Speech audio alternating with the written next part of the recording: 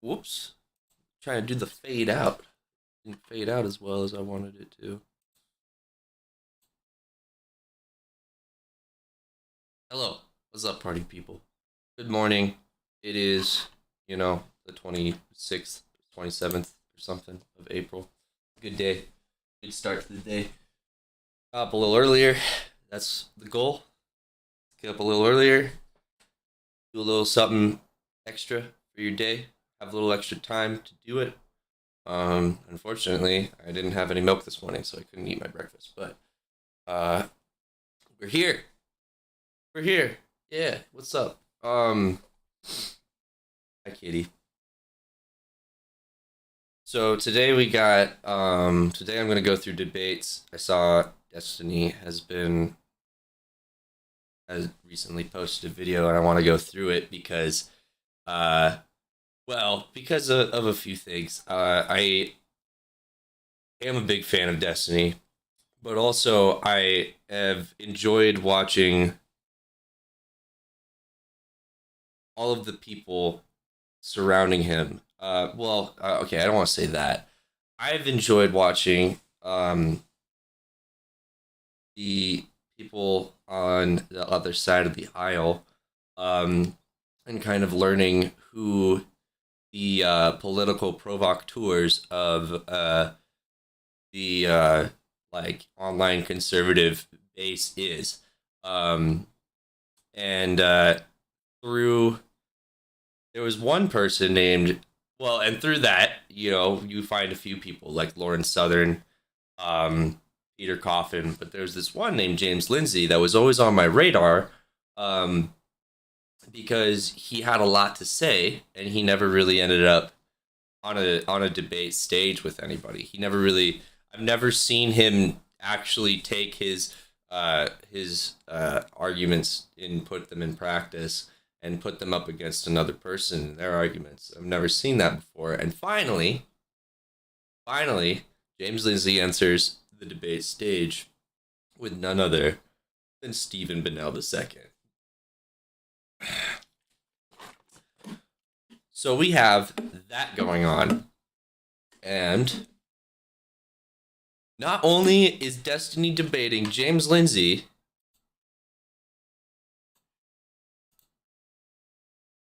he is debating Peter Coffin and Lauren Southern as well. There's a 1v4 debate going on, everybody.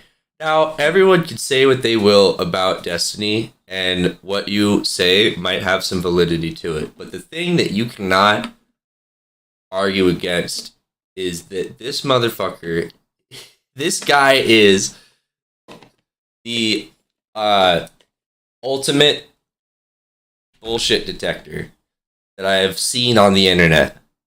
All right, there's not many of them out there, and that he's not the only one. All right, there's a few. Adam Ruins Everything, another pretty good one. People like that, they're you don't run into them every once. You don't run into them very often, but when you do, you got to keep them around because they're the ones that let you know if you're doing a good job or not, because if they have nothing to complain about, it means you got something going for you. That's the kind of way that works. But I guess the reason I say he's the biggest bullshit detector is because the way he argues is unlike the way most people argue on the political space in online politics. Because we'll just take Lauren Southern as an example. When Lauren Southern went back to Twitch, everyone was eager to debate her. Everyone wanted to tear her to pieces because, and rightfully so in their mind, they think that this is the Nazi queen coming to Twitch to prevent immigration or something like that, and to stop and to do what she does best and stop migrant boats from saving people, or stop rescue boats from saving migrants. But anyway, everyone who argued with her, argued with her in the worst way possible. because she has a narrative and she has some, facts that she's kind of pulled the elasticity of them to their limit, trying to make them work for her arguments. She has all of that there. It is a woven pile of, spaghetti, but it is a functioning pile of spaghetti. And so, so basically, what I mean by that is that she has her narrative, and it is being constructed by loosely strewn together facts, or I guess loosely strewn together facts that, surmise. It's like facts and then just idealistic arguments. So it's like facts and ideology that kind of put all of that together. Anybody who has ever argued with her has gone on this approach of I'm going to debunk you.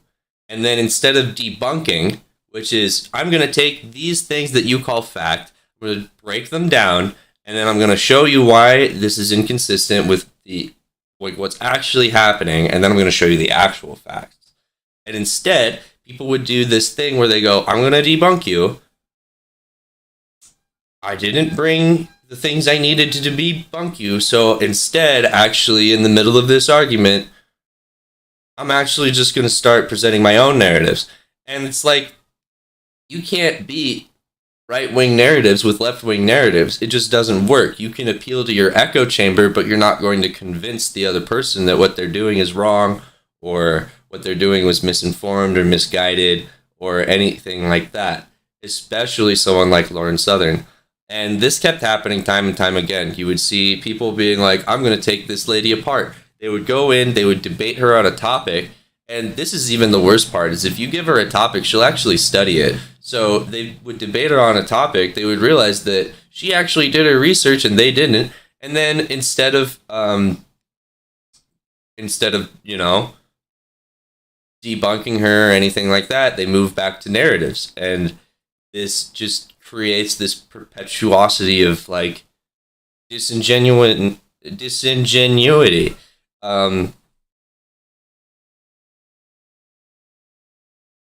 because you're no better than them at that point. Even if you feel like your narratives are nicer and more ethical and whatever, in a debate, you are no better than them, because you're not presenting anything that can be won over. Destiny doesn't do that. Anytime I've ever heard him talk, the only person who's ever been able to beat Lauren Southern in a debate has been Destiny. Anytime I've ever heard him talk to Lauren Southern, it has never been about what she believes necessarily. It's never about her grand narrative. It's about a particular issue, and they weed out that issue so hard that it eventually will turn into a paradigm shift. So it's because he presented a fact that was so inconsistent with the rest of her things that her narrative no longer can support that fact.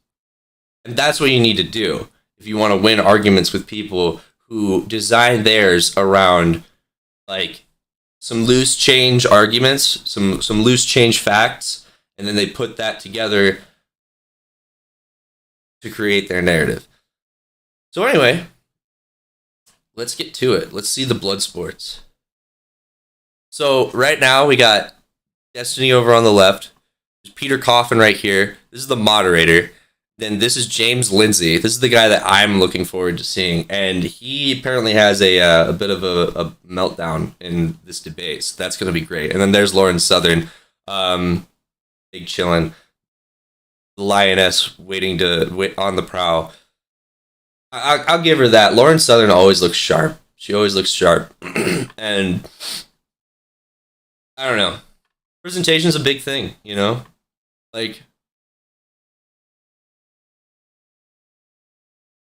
This panel, we're going to talk about Great It's loud. So get ready. Is it a conspiracy theory, or is it something we should actually be concerned about? Why do we This is care? perfect. In June 2020, 3 months into the pandemic, at a meeting online, Klaus Schwab said this: the world must act jointly and swiftly to revamp all aspects of our societies and economies, from education and social contracts and working conditions. Every country, from the United States to China, must participate in every industry, from oil, gas, tech, must be transformed. Everyone shut up. So this is the They're debating. Global Economic Forum. Let me start with their mission statement here. The forum engages So rude. foremost Jeez. political, business, Tried to hear it. cultural, and other leaders of society to shape global, regional, and industry agendas. Moral and intellectual integrity is at the heart of everything we do. Our activities are shaped by a unique and institutional culture founded on stakeholder theory, which asserts an organization is accountable to all parts of society. We believe that progress happens by bringing people together from all walks of life and drive them to influence positive change. So who all do you think is going to say there's a great reset? So this is a no for Destiny, for sure. I could see him saying yes. This is definitely a yes, and I don't even really know what Lauren Southern's going to say. Probably yes. James, tell us what stakeholder theory is. Okay, so stakeholder is a interesting word. So obviously it kind of means what it sounds like, kind of. A stakeholder is somebody who has a stake in the outcome of something. So if you're a parent of a kid in school... Seriously, all these people need to shut up. School's ability to do I thought this was a debate. It's time to listen. Until you're a minor in the school and how it's run, etc. That's the basic idea of what a stakeholder is. A stakeholder theory is in fact... Oh, God. Stakeholder theory, which is outlined by Klaus Schwab in his book Stakeholder Capitalism, which I think was his first major book. He outlines this idea that what you actually need to do is adjust capitalism away from a model where shareholders are the primary determinants and the economic factors are the primary determinants of... Man, I gotta say right off the gate, James Lindsay is already not as captivating as he usually is. Like, if he has just like a floor to speak on, a podium, and then he gets his papers and stuff, this dude is dangerously captivating. And right now, because he's going off the top of his head, he's kind of being a little more boring. I want to go back a little bit, because I kind of missed what he was talking about. So, Carl Schwab is a dude that I hear a lot from the C-SPAN callers, and I haven't actually looked into him yet. Education through your children. But he's apparently a great reset guy. Stakeholder in some sense, although you're a minor in the school and how it's run, etc. That's the basic idea of what a stakeholder is. A stakeholder theory is in fact something a little bit different. Stakeholder theory, which is outlined by Klaus Schwab in his book Stakeholder Capitalism, which I think was his first major book. He outlines this idea that what you actually need to do is adjust capitalism away from a model where shareholders are the primary determinants and the economic... He's kind of nervous. ...primary determinants of how we're going to organize and do business. And we're going to shift into one where experts are going to be named as the kind of representative stakeholders, say for issues like the climate. So you're going to have climate experts who are going to become stakeholders who are going to speak on behalf of the world in terms of what the climate does to you, what ExxonMobil does in their business practices. Also, though, they kind of merged in corporate social responsibility and best practices in corporate governance. So what you end up with is that what stakeholder capitalism or stakeholder theory is that the economy writ large is best organized. He just walked in front of the camera, Jesus. An expert class of people. No respect. Kind of dictate, especially on environmental, social, and governance policy. In terms of what this means in practice, it means that these stakeholders somehow convene, somehow get together through maybe an organization like the World Economic Forum, and they set policies and they set standards for industry so that capitalism can be taken away from the shareholders and put in the hands of the stakeholders so that we don't create calamities like catastrophic climate change and so on. So that I tried to give a neutral definition for what they consider the stakeholder theory to be. But in the shortest answer it is that technocrats need to decide how we're going to run everything or else we're going to have a calamity. Lauren, did you also believe this stakeholder theory? Is that a correct definition? Yeah, it sounds pretty accurate. Why is this good or bad? Why is it good Yeah, or bad? why stakeholder theory thinks, okay, I can imagine somebody saying, well, look, capitalism, having a company run completely for the shareholders, you might jump sludge in the river. You might kind of take advantage of people that don't have a big stake in society. So we have to consider the community. Yeah, so from the WEF context, which obviously, when we're talking about the Great Reset, we're looking towards their policies and what they're introducing. In 2009, they introduced their own who's the WEF? proposal, Global Redesign Initiative, GRI, I think. And it's essentially a plutocracy. World Economic Forum, okay. People with a lot of capital in nations, companies, corporations, and with this stakeholder theory, they are going to be the ones making the decision for the little people. And this used to be something highly criticized by the left, actually, pre-COVID. You can find Guardian articles about it saying these people are trying to set up a government run by themselves as the stakeholder over poor people. But it's obviously become just something the right have to criticize now, since the left have given up that as well. Okay. So Peter, you're a big power. I think stakeholder theory is kind of weird when you bundle it up with like this Great Reset. Like stakeholder theory by itself kind of makes sense, and it kind of seems like that's what's been happening. But then you kind of pair it up with this, oh, and everything's gonna change, New World Order shit, and I'm just like, I don't know if that's the intent or not. You know, it's like, is stakeholder theory the intent, or is it the byproduct? That's like a big question to ask.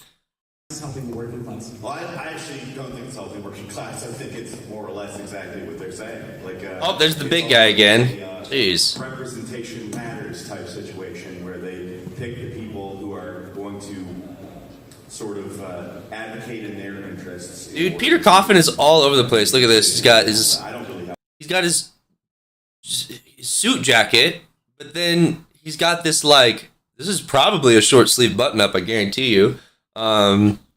Jeans and then tennis shoes. It's like, man, dude couldn't decide if he was mowing his lawn today, going to the park, or going to this conference. I have a lot to say that contradicts what they have to say. Destiny, any thoughts on stakeholder? I think we've been told a lot that the United States, a rising tide lifts all boats, and I don't think we really feel that way in the United States. I think the concept of stakeholding is better than the concept of only having shareholders, because I don't think all of us feel invested in the United States when our businesses do well. Or I could be wrong, but I don't think very many people feel good when Elon Musk makes another $20 billion, or when Zuckerberg makes another however many billions of dollars. I don't think we all feel like we're invested in the success of American companies. And, you know, I hear it's funny because people will explain, like, well, stakeholder capitalism is when a very limited number of highly capital-intensive elite people make decisions that impact all of society. I mean, isn't that what we have right now? Like, what's the difference there between, like, shareholder? Like, I think the concept of a stakeholder is to move some of that burden from only being allegiant to your board of whatever, your shareholders for your company, and trying to have a little bit more of a socially responsible, I guess, way of running your company, which is kind of what we already try to do anyway with, like, government organizations, right? Like, the EPA exists to represent, like, the public as a stakeholder in how companies function, or other. Yeah, this is actually the first time I've heard shareholder theory in regards to the Great Reset. Everybody complains about other things, like the libs taking your freedom of speech away or some shit like that. This is like the first time I've heard shareholder theory be used this way. And, like, I mean, he had the same point that I kind of did. It's like, isn't this just kind of like the byproduct of, like, what's already been naturally occurring? But what was the other thing I wanted to point out? Never mind. Maybe we'll get to it. Oh yeah. Anybody with, like, a lick of how things work, anybody who actually takes the time to be like, how does this work? How does the internet work? How does how does the mail work? How do these things go? Even, like, how does a car work or some stupid shit like that? When you start looking into things and you start hearing the complaints about Great Reset, you just hear, like, what I hear is just the technological progress. And, like, a lot of the things that they complain about are things that are already happening. Like, people have no idea what's happening to your data these days. And it's like, I can get almost everything off of you just from all the things that you post online. Like, I can get so much information off of you just because of the stuff that you've already displayed in the public. Other, executive branches exist, the FDA, to represent, like, people's. And it's like, that's the reality we already live in. I think the Great Reset has already hit the button. interest in food companies, we have a stake in that. That's fair. Now, one of the things that advocacy, like the EPA, that actually does have at least some connection to the president and somebody voting, is getting replaced with ESGs. So there's the ESG products. You can have like environmental, social, global scores for corporations. You may, if you don't have a high mark on these, you could be cut out of lending. You could be forced to do whatever ESGs are. So do you feel that this is cutting out some of the defenses that you said were there? I doubt we would ever implement something like that. I like people talk about it a lot, but I mean, I brought this up earlier in a panel. Like, all of Europe will uniformly condemn Russia for their actions, but they won't stop buying their gas. I don't think that any individual country is about to sign. There's a reason why so many of these like global climate accords that everybody gets so mad about end up being non-binding with no enforcement mechanisms. It's because the result of actually enforcing these types of, you call them ESG scores, whatever, would probably be pretty catastrophic to trade for a lot of these companies and a lot of these countries. And at the end of the day, the people that would get hurt the most by that are probably going to be working class or poor people. But what if all the companies decide to do it? Look at Lauren nodding. What if the bulk of the companies, 90% of companies decide to do it as ESGs? It's pretty enforceable. Then it's going to depend on what the score is rated for, I guess, or what kind of score we're talking about. Like, for instance, like, you know, when we talk about like making healthier food for kids, I know that the Department of Education, I think, had standards for like what your food had to be able to be sold in cafeterias. Like, if people are meeting those types of standards, I don't think there's necessarily anything wrong with that. But it's going to come down to the individual regulation we're talking about. Something like climate change is probably going to be a lot more contentious because that's seen as a way more politicized issue than. What's your guys' take on ESGs? So we're not talking about policy. We're talking about corporate investment strategies. And so the enforcement mechanism isn't necessarily through governments. They sign on. The SEC is now backing, for example, the ESG model for ETFs, for grading securities and other things you might trade, stocks, etc. But what we're actually talking about is that the large investment capital firms like Vanguard, BlackRock, State Street, Fidelity, the largest banks in the world, including central banks, have decided that ESGs are going to be, if you have a high score, according to what their corporate boards have decided, are sound environmental policy. Again, this is people like, we can name individuals like Bill Gates, Larry Fink, and we can name single individuals, very small numbers of them. They get to set what gives you a high score, and that determines whether or not you get investment capital, that determines whether or not you qualify for loans or startup capital. Prepare yourself. The natural light will be ruining my stream in 30 minutes. BlackRock will carry your stock. So all of a sudden, BlackRock, which might have bought up already using other people's money, by the way, a 20%, which you're the stakeholder, but they're doing it for you. That's how that works. It's your money, but now they have a 20% controlling interest in some company, and they come and they tell the company, well, you need to do this. And the company says, well, you know, piss off. And they're like, well, we won't give you investment capital. Like, we'll find it somewhere else. And they'll say, well, we'll sell our 20% share in your stock and just watch your company tank on the market. We'll sell all of our shares and we'll destroy your company. And they say, okay, well, we have to play ball. And this is what you see. They also end up being the top.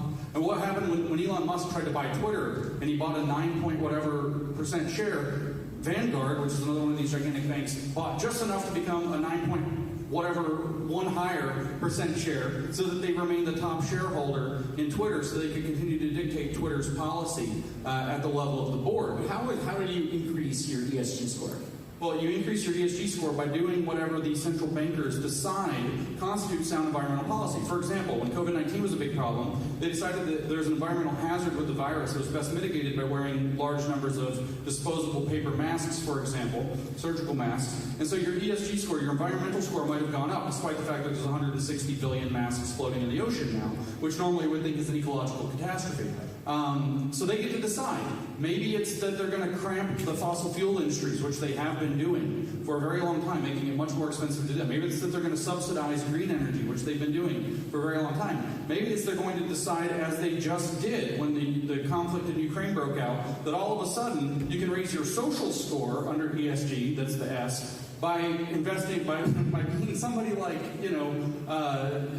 Northrop Grumman or something like that and building weapons to send to Ukraine. So all of a sudden weapons manufacturers in the military-industrial complex become a social good under the new global social order that they're looking at. So now we're doing their policy. So it's ultimately whatever they decide. Mostly the S is not this weird Ukraine weapons thing. It's mostly, did you implement social justice policies? Did you implement a DEI office? Do you have a DEI officer or a cadre of DEI officers who are going to enforce DEI within your company, both in terms of hiring those people and having the policies?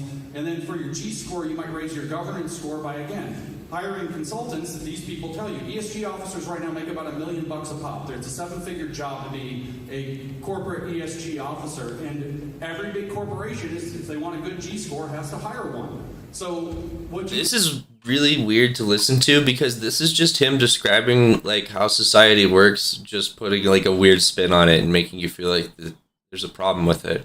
And you know, there might be problems with it, but this dude's almost going total, like, I don't even know. Like, you can see is that this works. I don't know what the like a racket. what are the solutions? Capital as the tools. We're not talking about. We'll get there later. At this point, we're not talking about a small number of people, maybe 50 in total, deciding what the best environmental policy is. Bill Gates among them. What the best social policy is.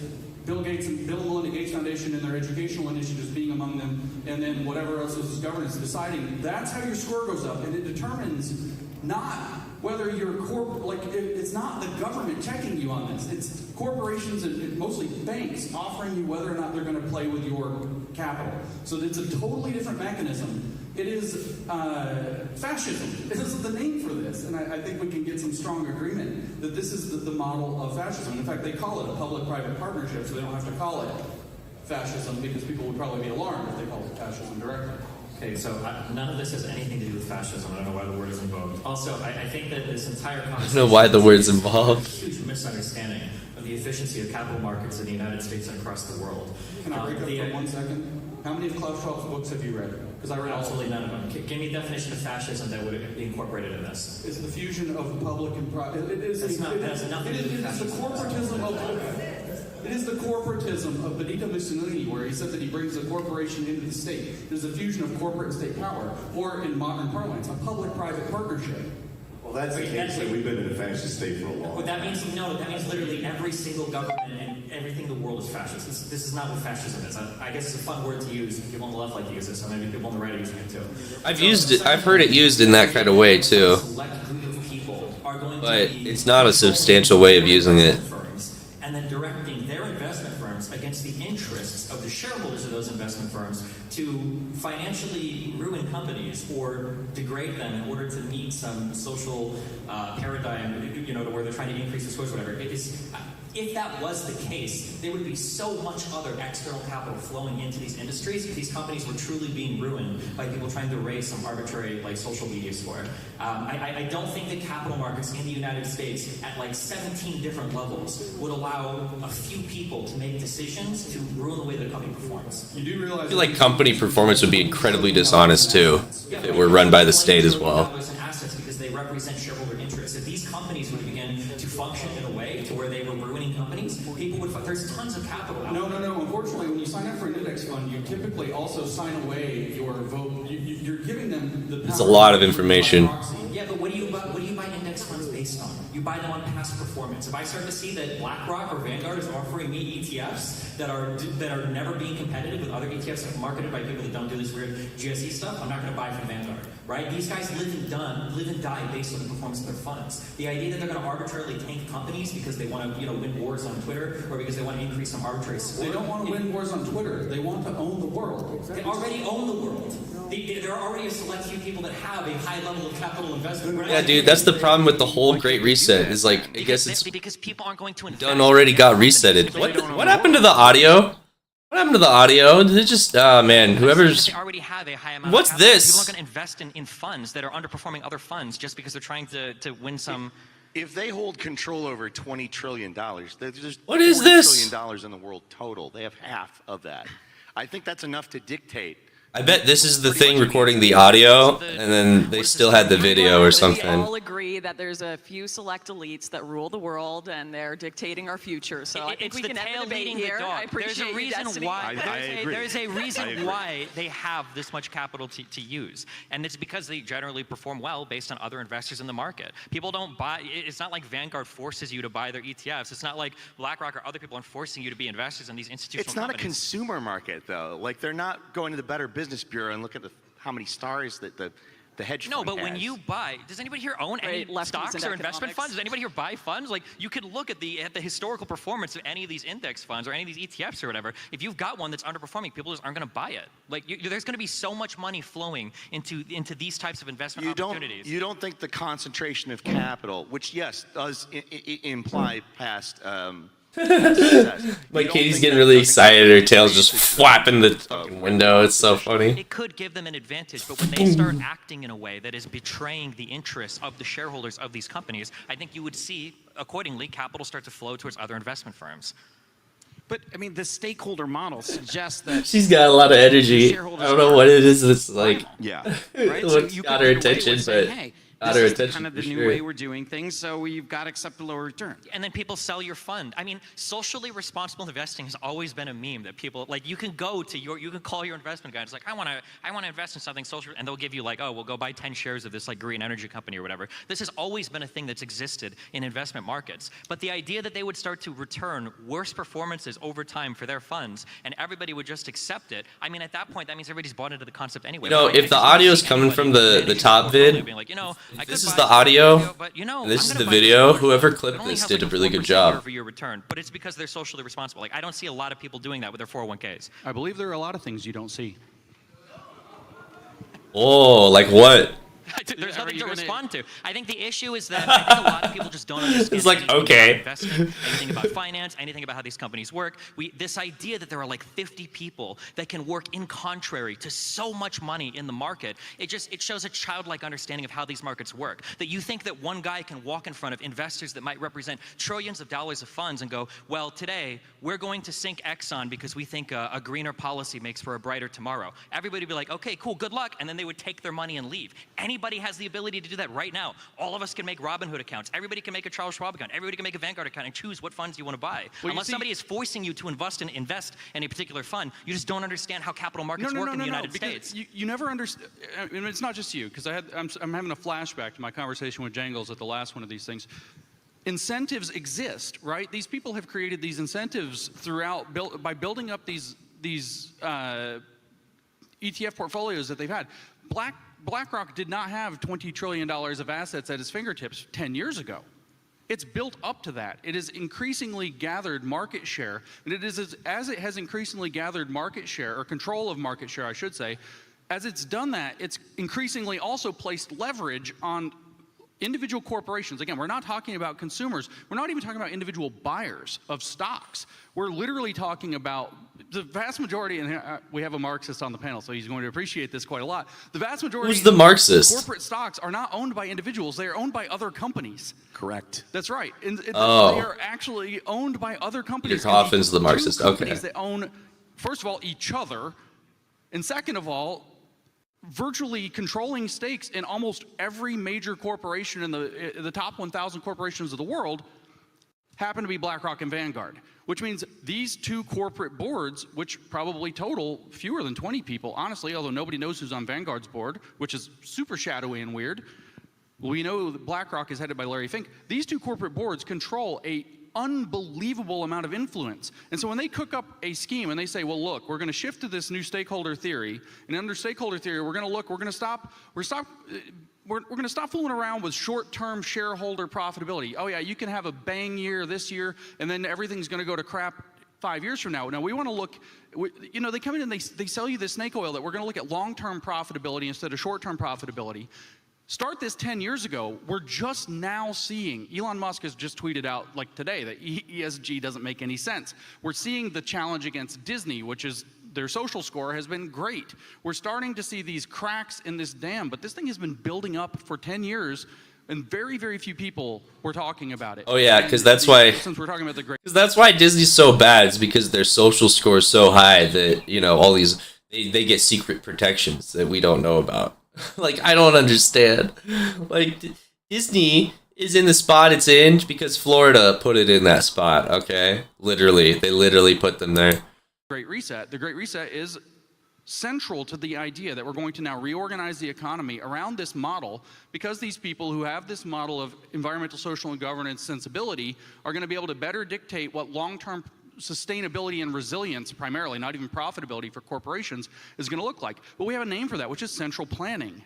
It's just a reinvention of central planning, but now you no longer have governments or even anybody who's accountable to people. You have a very small number of corporate managers who have seized that planning role for themselves through these mechanisms. What does central planning mean to you when you say that?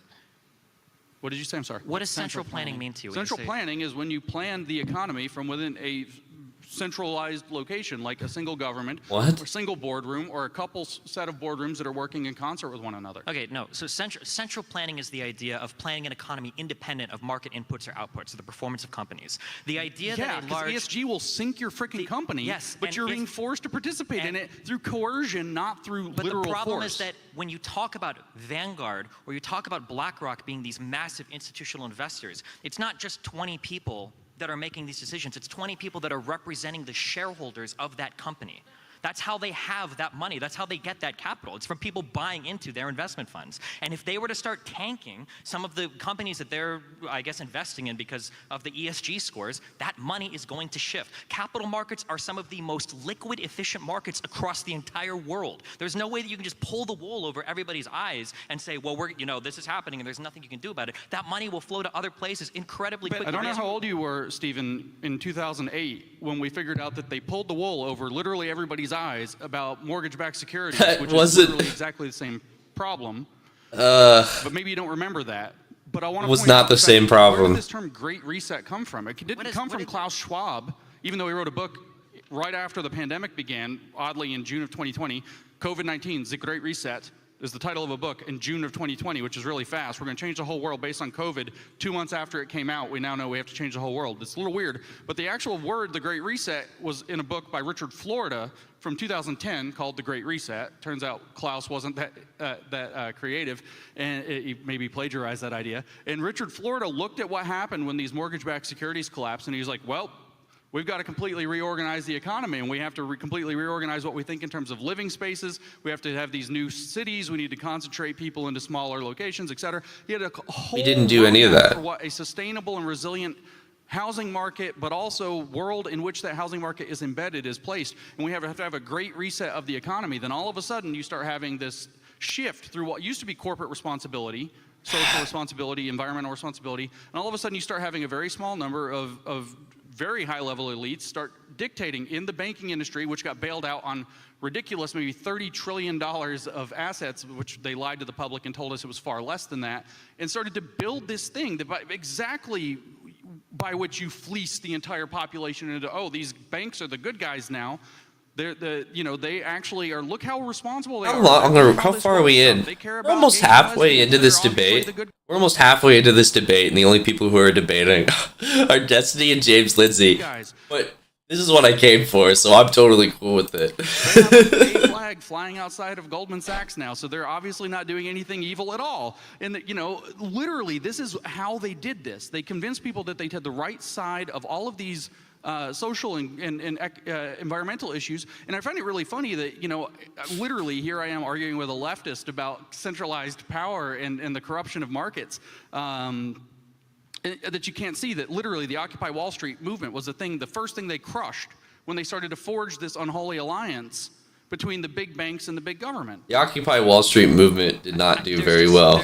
Like, they did not accomplish their goals too well. To even tackle in terms of what you're saying, because you're saying nothing. Like the idea that 2008 happened because of banking misfeasance. That's why it happened. The bankers doing crappy things and tricking people into thinking they were not crappy things. And then that catching up to us in a catastrophic way is exactly what we're now living through, and they're calling it the Great Reset, which reminds me of the Great Leap Forward. The whole issue behind 2008 was an example of misaligned incentives. That was the issue. All of those markets were functioning exactly as they should. People should have been buying houses. People should have been taking crazy loans. The housing market was constantly increasing. If you look at the cost of houses, even if you couldn't afford a loan, it doesn't matter because you double your equity in your house like a year later because of all the rising costs. Banks were incentivized to sell the loans because they could package it up and sell it to investment banks. Investment banks were incentivized to do it because Fed rates were low. And worldwide, everybody's looking for stuff to invest in.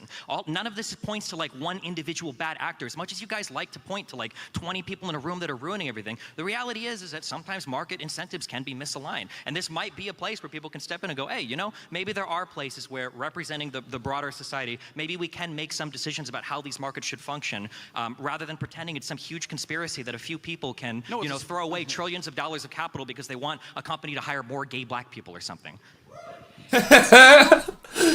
Like, seriously, though. World Economic Forum. Well, that's what you... That all. Okay. James Lindsay literally just said it was like the elite. It was like this, like, you know, this little, like, pyramid top of people. It's Illuminati of people, so to speak. Oh. Yeah, man. Fucking... He literally said it was, like, the Illuminati trying to make everyone gay. Like, that's what the whole Great Reset is we're gonna use our money to... We're gonna use our money as, like, hard power clout to destroy companies that don't do what the big guy wants to do, who is the WEO, whatever? What? The WEF? Like, I don't know. Anyway, she's about to say, oh no, it's not about that. Planning this all. And I think that's a problem of the right and how they've presented the Great Reset and that conversation. If you actually look at Klaus Schwab's book, a lot of what he's talking about in the Great Reset is things that are already moving forward in countries and corporations, policies already in place that they want to promote and excel, and they want to work with governments to excel that, what they can invest in, conferences they can start, things they can lobby and influence. So it's not just these shadowy figures behind the World Economic Forum pulling every string. It's a lot of, it's a shift that they're going to use COVID and the pandemic to push forward even quicker. Yeah, but a lot of these ideas are marketable. Like, so even before, or maybe you think this is all Great Reset people, I don't know. Like, one thing that companies learned over the past, like, 10 or 15 years is that if you sell, like, your packaging is environmentally friendly, you say that your beans come from, like, highly paid workers or whatever, as dumb as this might seem to some people, these are effective marketing strategies where even selling, like, a higher cost of your final good or service can actually have people coming into your store to buy stuff.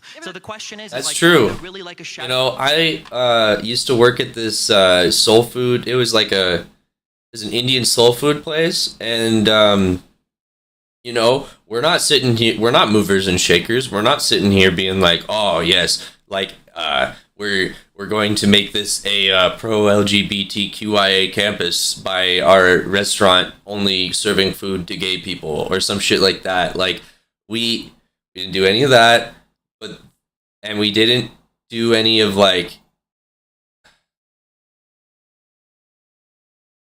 and we did, you know, we didn't, and like, it was just a mom and pop shop. Is really, you know, we didn't have any, like, weird policies. We weren't being influenced by any other people. We got to run the shop the way we wanted to. And, like, it was really nice to be, like, you know, my two bosses were the mom and the pop. And that was really cool because, like, it meant that a lot of our decisions as workers were also some things that they considered and, you know, would maybe implement into the store. Unfortunately, the store did not do too well after a while.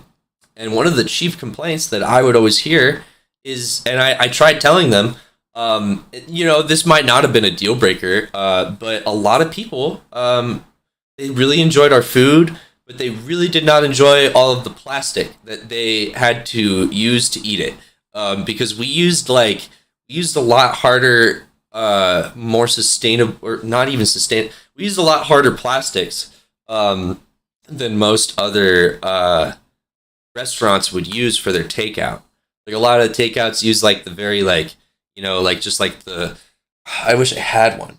They got, like, the plastic lid containers and things like that, and it's just like the clear container and stuff. And, like, ours is, like, a lot harder. It's black, it's microwave safe, it's all this stuff.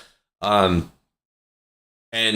people genuinely would tell me, like, hey, I really like the food here. It's just I don't want to use all this plastic when I'm eating here. And it's like, if they have that complaint and they're telling you that, that means that when they're at home and they're thinking about, what do I want to eat, they're turning us down because, like, of that implicit decision. They make that quick decision in their head. They go, oh, Unicurry is really good. Oh, but they got a lot of plastic. I don't know. And then they swipe and then they, you know, they keep scrolling.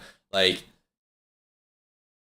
it is beneficial to look at what, like the market right now is supporting more than just the product. Like, it is how you it's a lot of things around the product too now. And, you know, we always used to hear that, like, oh, you know, when you buy your Twinkie, most of the money you spend is on the packaging or the branding. And like it's very similar. It's just expanded because now most of what you're paying for is them using waste, like, friendlier, like less wasteful products. Them using more like ethically sound means of finding their products. Things like, we're like deforesting in places where, like, revitalization is in order, and a lot of this wood is like not going to be used right or something. I don't know. Like, things like that are definitely a market incentive these days. Category group of people that are like leading the change, or are like customers just a little bit more environmentally conscientious and they want to buy, they'll pay a little bit more if they can feel better about buying some green, carton of That's like milk a instead. good example you can find that's on your side, but there's plenty of bad examples that aren't good for certainly small companies and the people as well. You look at what's going on in the UK right now. They are directly using the pandemic as an excuse to shut down a lot of small farms, saying, you can't have chickens outside. No more free-range chickens. They're banning that right now in the UK. And you have to follow extremely high biometric policies that just the average small farm can't afford, which is obviously helping big business, reducing the amount of free-range eggs, which generally people want, but they're all doing it under the guise of disease. We want to stop disease. And that's an instant market shift, power to... That is something that has literally been happening since, like, before I was born. Like, and that's something that the market always has to deal with every single time, all right? Like, what happened when we moved everything to digital? What happened to all the fucking, I mean, that didn't probably affect farmers as much, but, like, there are certain jobs that probably went out of business just because things went digitally. And, like, small farmers are going to have to deal with that, all right? Like, small farmers... You're going to have to deal with the rise in tech farming. You're going to have to compete with large farms that have literal robots weed eating those fucking fields. You're going to have, like, they're going to have robots doing everything here soon. And, like, on top of that, yeah, they're going to have higher standards to meet as well. And, like, this is, like, I mean, this just, like, goes with, like, research, and this is just us wanting to make the healthiest people possible. It's something that you're gonna have to deal with. Like, it's something that they've always had to deal with. What happens when a new combine comes out? What happens when a new anything comes out for farming equipment? That's incredibly expensive, and most small-time farmers usually just make enough to make ends meet. They don't make a whole huge surplus of cash. There's a lot of value in their farm, but there's also a lot of, like, expenses that go into farming. Larger corporations that can afford to make these changes, smaller companies, even household chickens can't own them anymore. I mean, that's going to be the case. If you have problems with capitalism or corporations, That's not because capitalism. it is always going to be the That case. is capitalism. Large I think it's firms, capitalism. It's always It's going to be. capitalism for the government to come in and tell you can't own chickens anymore? It's going to be I capitalism think the that state works in the capital interest, yeah. As the anti-Marxist, any restriction that you place is always maybe going the to be lobbyists. met easier by larger corporations. That's the nature of the economy of scale. That's what happens when firms grow in size. That's why every I'll raise you one, Lauren Southern. I think that that capitalist governments under capitalism, governments that exist, like countries that exist with a government and a capitalist market. The government is incentivized to keep the capitalism flowing as well as possible, but they're also incentivized to regulate it so that the human condition is not being, suffocated from the capitalism. So, like, that's why the FDA is a thing, The FDA has no incentive, there's no capitalist incentive to exist. None. Zero. Zilch. Because it's way cheaper, way more profitable to just feed sawdust to people. Like, let's just put sawdust in a Twinkie and feed it to people. But the FDA Keeps that from Anytime happening. there's any government incentive program, any government regulation or restriction, people will always point out, well, hey, this is more harmful to big businesses than larger businesses. Yeah, of course, because larger businesses can always function better in any environment with any regulation because they're able to meet and exceed those So standards. I'm glad we agree that the government are shifting a bunch of power to Well, large but the problem corporations. no, it's a natural shift that will happen. Yeah, it's a natural as- shift Yeah. that the World Economic Forum and a lot of lobbyists are promoting. Right. That's not the Great Reset, Go to the though. World Economic Forum website and look up their list of partners. Who's clapping? Literally, most of the 1,000 largest That's so dumb. corporations in the world are their list of committed partners. And if you watch any of the World Economic Forum, meetings, they start out with basically what's like a commitment to our forward-looking vision, where they all it's very ritualistic looking in a kind of weirdly corporate sense, where they're saying we all commit to creating this better world. And I'm telling you. Like literally, most of the 1,000 largest corporations in the world have signed on to this program. Where Klaus is saying, as Lauren rightly pointed out, Klaus is saying there are these. I'm gonna try and take an edgy picture of blah blah blah. The complexity. And so what we need is the whole narrative. And his newest book is called The Great Narrative. As a matter of fact, Why does he keep saying the? He really is. So You just say the. point is this: like- is that the world's changing very rapidly. There are all these diseases. Is we've got Carl to take Schwab care of. like? I'm gonna Google Carl Schwab real quick.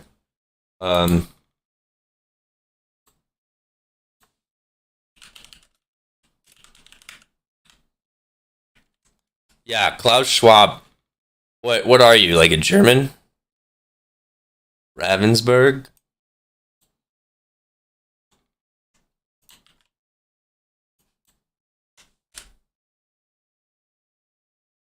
Upper Swabia in southern Germany. Okay. This dude's just being racist. Like, he's just being a dick. The Great Reset. Nope. I couldn't do it. They moved. There's the Anyway. possibilities of synthetic biology that we have to be scared of. Things are changing so quickly because of AI and because of technology and social media, et cetera, that what we need is a group of people to cooperate to usher us through this. And who needs to lead that is the relevant experts leading one way or another by bringing together government, foundation, and corporation in order to work in a kind of harmonized way that he's calling a public-private partnership. His goal, he explicitly says, is to break out of the existing model and into what he calls a circular economy, which is a completely different thing. Now, as far as the capitalist point goes, as the resident anti-Marxist, I will say that, yes, this is capitalism. I agree with the Marxist. But that's because, and this is where my friend, and I mean that, Peter and I will disagree. I think that Marx caricatured capitalism, and in fact, it's his coinage, it's his word, capitalism. He caricatured what a free market economy is. And so, to the point, it is capitalism as Marx laid it out. It is not a free market. It is a highly captured market. I don't think it's a free market. It's certainly not. Was. I wanted to put some color on this. So it's not just the WEF, but Business Roundtable just a couple years ago, which is a signed by a conglomeration of 178 of the world's biggest CEOs, changed from a shareholder-based primacy. So they've had this since 1978. So since 1997, they've always endorsed shareholder primacy. Now they're saying stakeholder primacy. So you're kind of arguing on free market principles and stockholder principles, but this is stakeholder. What happens when all the banks won't lend to you because now you're a sin stock because your ESG score isn't good enough? Is that a free market? I mean, if there is money to be made, you will be able to raise funds to do it. Unless we're talking about some like government crackdown on loans or some crazy authoritarian reach into banks that doesn't allow you to like lend money to people. If there is money to be made, But that's what we're talking about. Is what? Yeah. yeah, but we're always talking about this, and it's never happened. It's Instead, in we're the pointing to three like princip- we're it's in the pointing three to principles on the we're- WEF website. that's- It's I'm- literally and I'm about sure if- formalizing a public-private And I'm sure partnership. Starbucks says they love all their employees and treat them with love and respect. So what you're saying is the obviously, WEF if I go- lies? What I'm saying is if you talk to a bunch of billionaires, of course they're always going to be talking about how to create and shape a better tomorrow and future. Of course that's what they're going to be talking about. But the question is like, is it actually happening in a way that's detrimental to what we see in society? Like, are there actually examples of like, this company used to be really good, and now because of the pursuit of ESG scores, now they've tanked completely, but we're all forced to buy the stock anyway. Disney, Like, Well, we've had trusts $45 and billion guilds in the past. down. Disney, the largest company that like owns like 80% of new films coming out, is your go-to example for a failing company? We'll see how that goes, won't we? The missile just hit them last week. What are you talking about? Wait. So Dude, Titanic took hours to sink, man. James Lindsay is like, I don't even know. When he has nothing else to say, he reverts to baby answers. We'll just have to see, won't we? Like, what the hell? I want to get a commitment here. So you're telling me what you think in 5 or 10 years, you think Disney's going to be gone or out of business? You really believe that? I don't know. That's why I said we will see. This is like the standard. I hate pundits to do this. You guys will make these huge predictions. You know but it's most ridiculous. pundits also haven't read literally all of the fucking books. And yet even though you've read them all, you won't give me a prediction, right? Well, maybe it will, maybe it won't. You're engaging in the same behavior you criticize these people for when you talk about like, oh, well, they're saying there's all these diseases that are going to kill us, and now you're here saying like, this is the same fucking thing that Marxists and Marxist-Leninists, just leftists in general do, like, but mostly Marxist MLs, like, where you fucking talk to them and then you ask them like, what does your little utopia look like? And then they go, just read theory, bro. Read the books. I can't believe I have to explain this to someone who hasn't even read the books. It's like fucking, if you've read them, and this is obviously something that's palatable to you, that makes you believe in it, then you should be able to communicate why it's palatable, and you should be able to communicate that to me in a way that I can understand it. There shouldn't have to be like this like huge 8-hour breakdown of a single topic to get you to support or not support a single thing. Like, you can, I mean, some things are more nuanced than others, yes. There will always be things that you can't have to take into consideration, yes. But at the end of the day, you shouldn't have to be able to write off anybody who has a genuine complaint of what you have to say as, oh, you just didn't read enough, so you don't know what the hell you're talking about. Bullshit. Like, you didn't read what they read, so you don't know what they're talking about either, if that's the case. Like, unless we're all, like, if that's the case, unless we're all actually reading the same things, basically unless we're all taking the same class and talking about the same book, apparently we don't have the room to argue about these things and whether they're credible and legitimate or not. You know, I could write a book right now about how I think that we're going to reset our biological parts to poop pee and pee poop, but you don't see me having, like, but just because I wrote a book about it doesn't mean it's true. And, like, just because that book gets published doesn't make it true either. Anybody can publish a book these days. Like, you just need a publisher willing to do it. You just need someone willing to see the money in it and willing to take that step. This is, like, I can't believe I'm hearing what I'm hearing right now because, like, it's really just, like, political pundits on either side of the aisle don't seem to know what the heck they're talking about, and they're using the same sort of tactics to get away with it, and it's really annoying to see.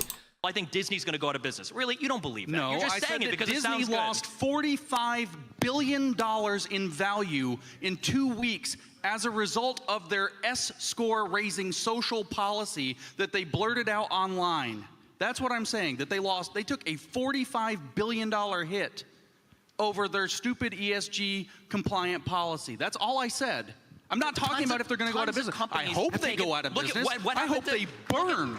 Look at Facebook stock after they went after Meta. What? This is probably over, what, like $100 billion in change in terms of like that stock tanking? I mean, like, when you start talking about like shareholders and stuff, you know, so Elon just offered like a 40% premium on the value of Twitter's stock, and it went real weird real fast. So you start talking about like shareholders.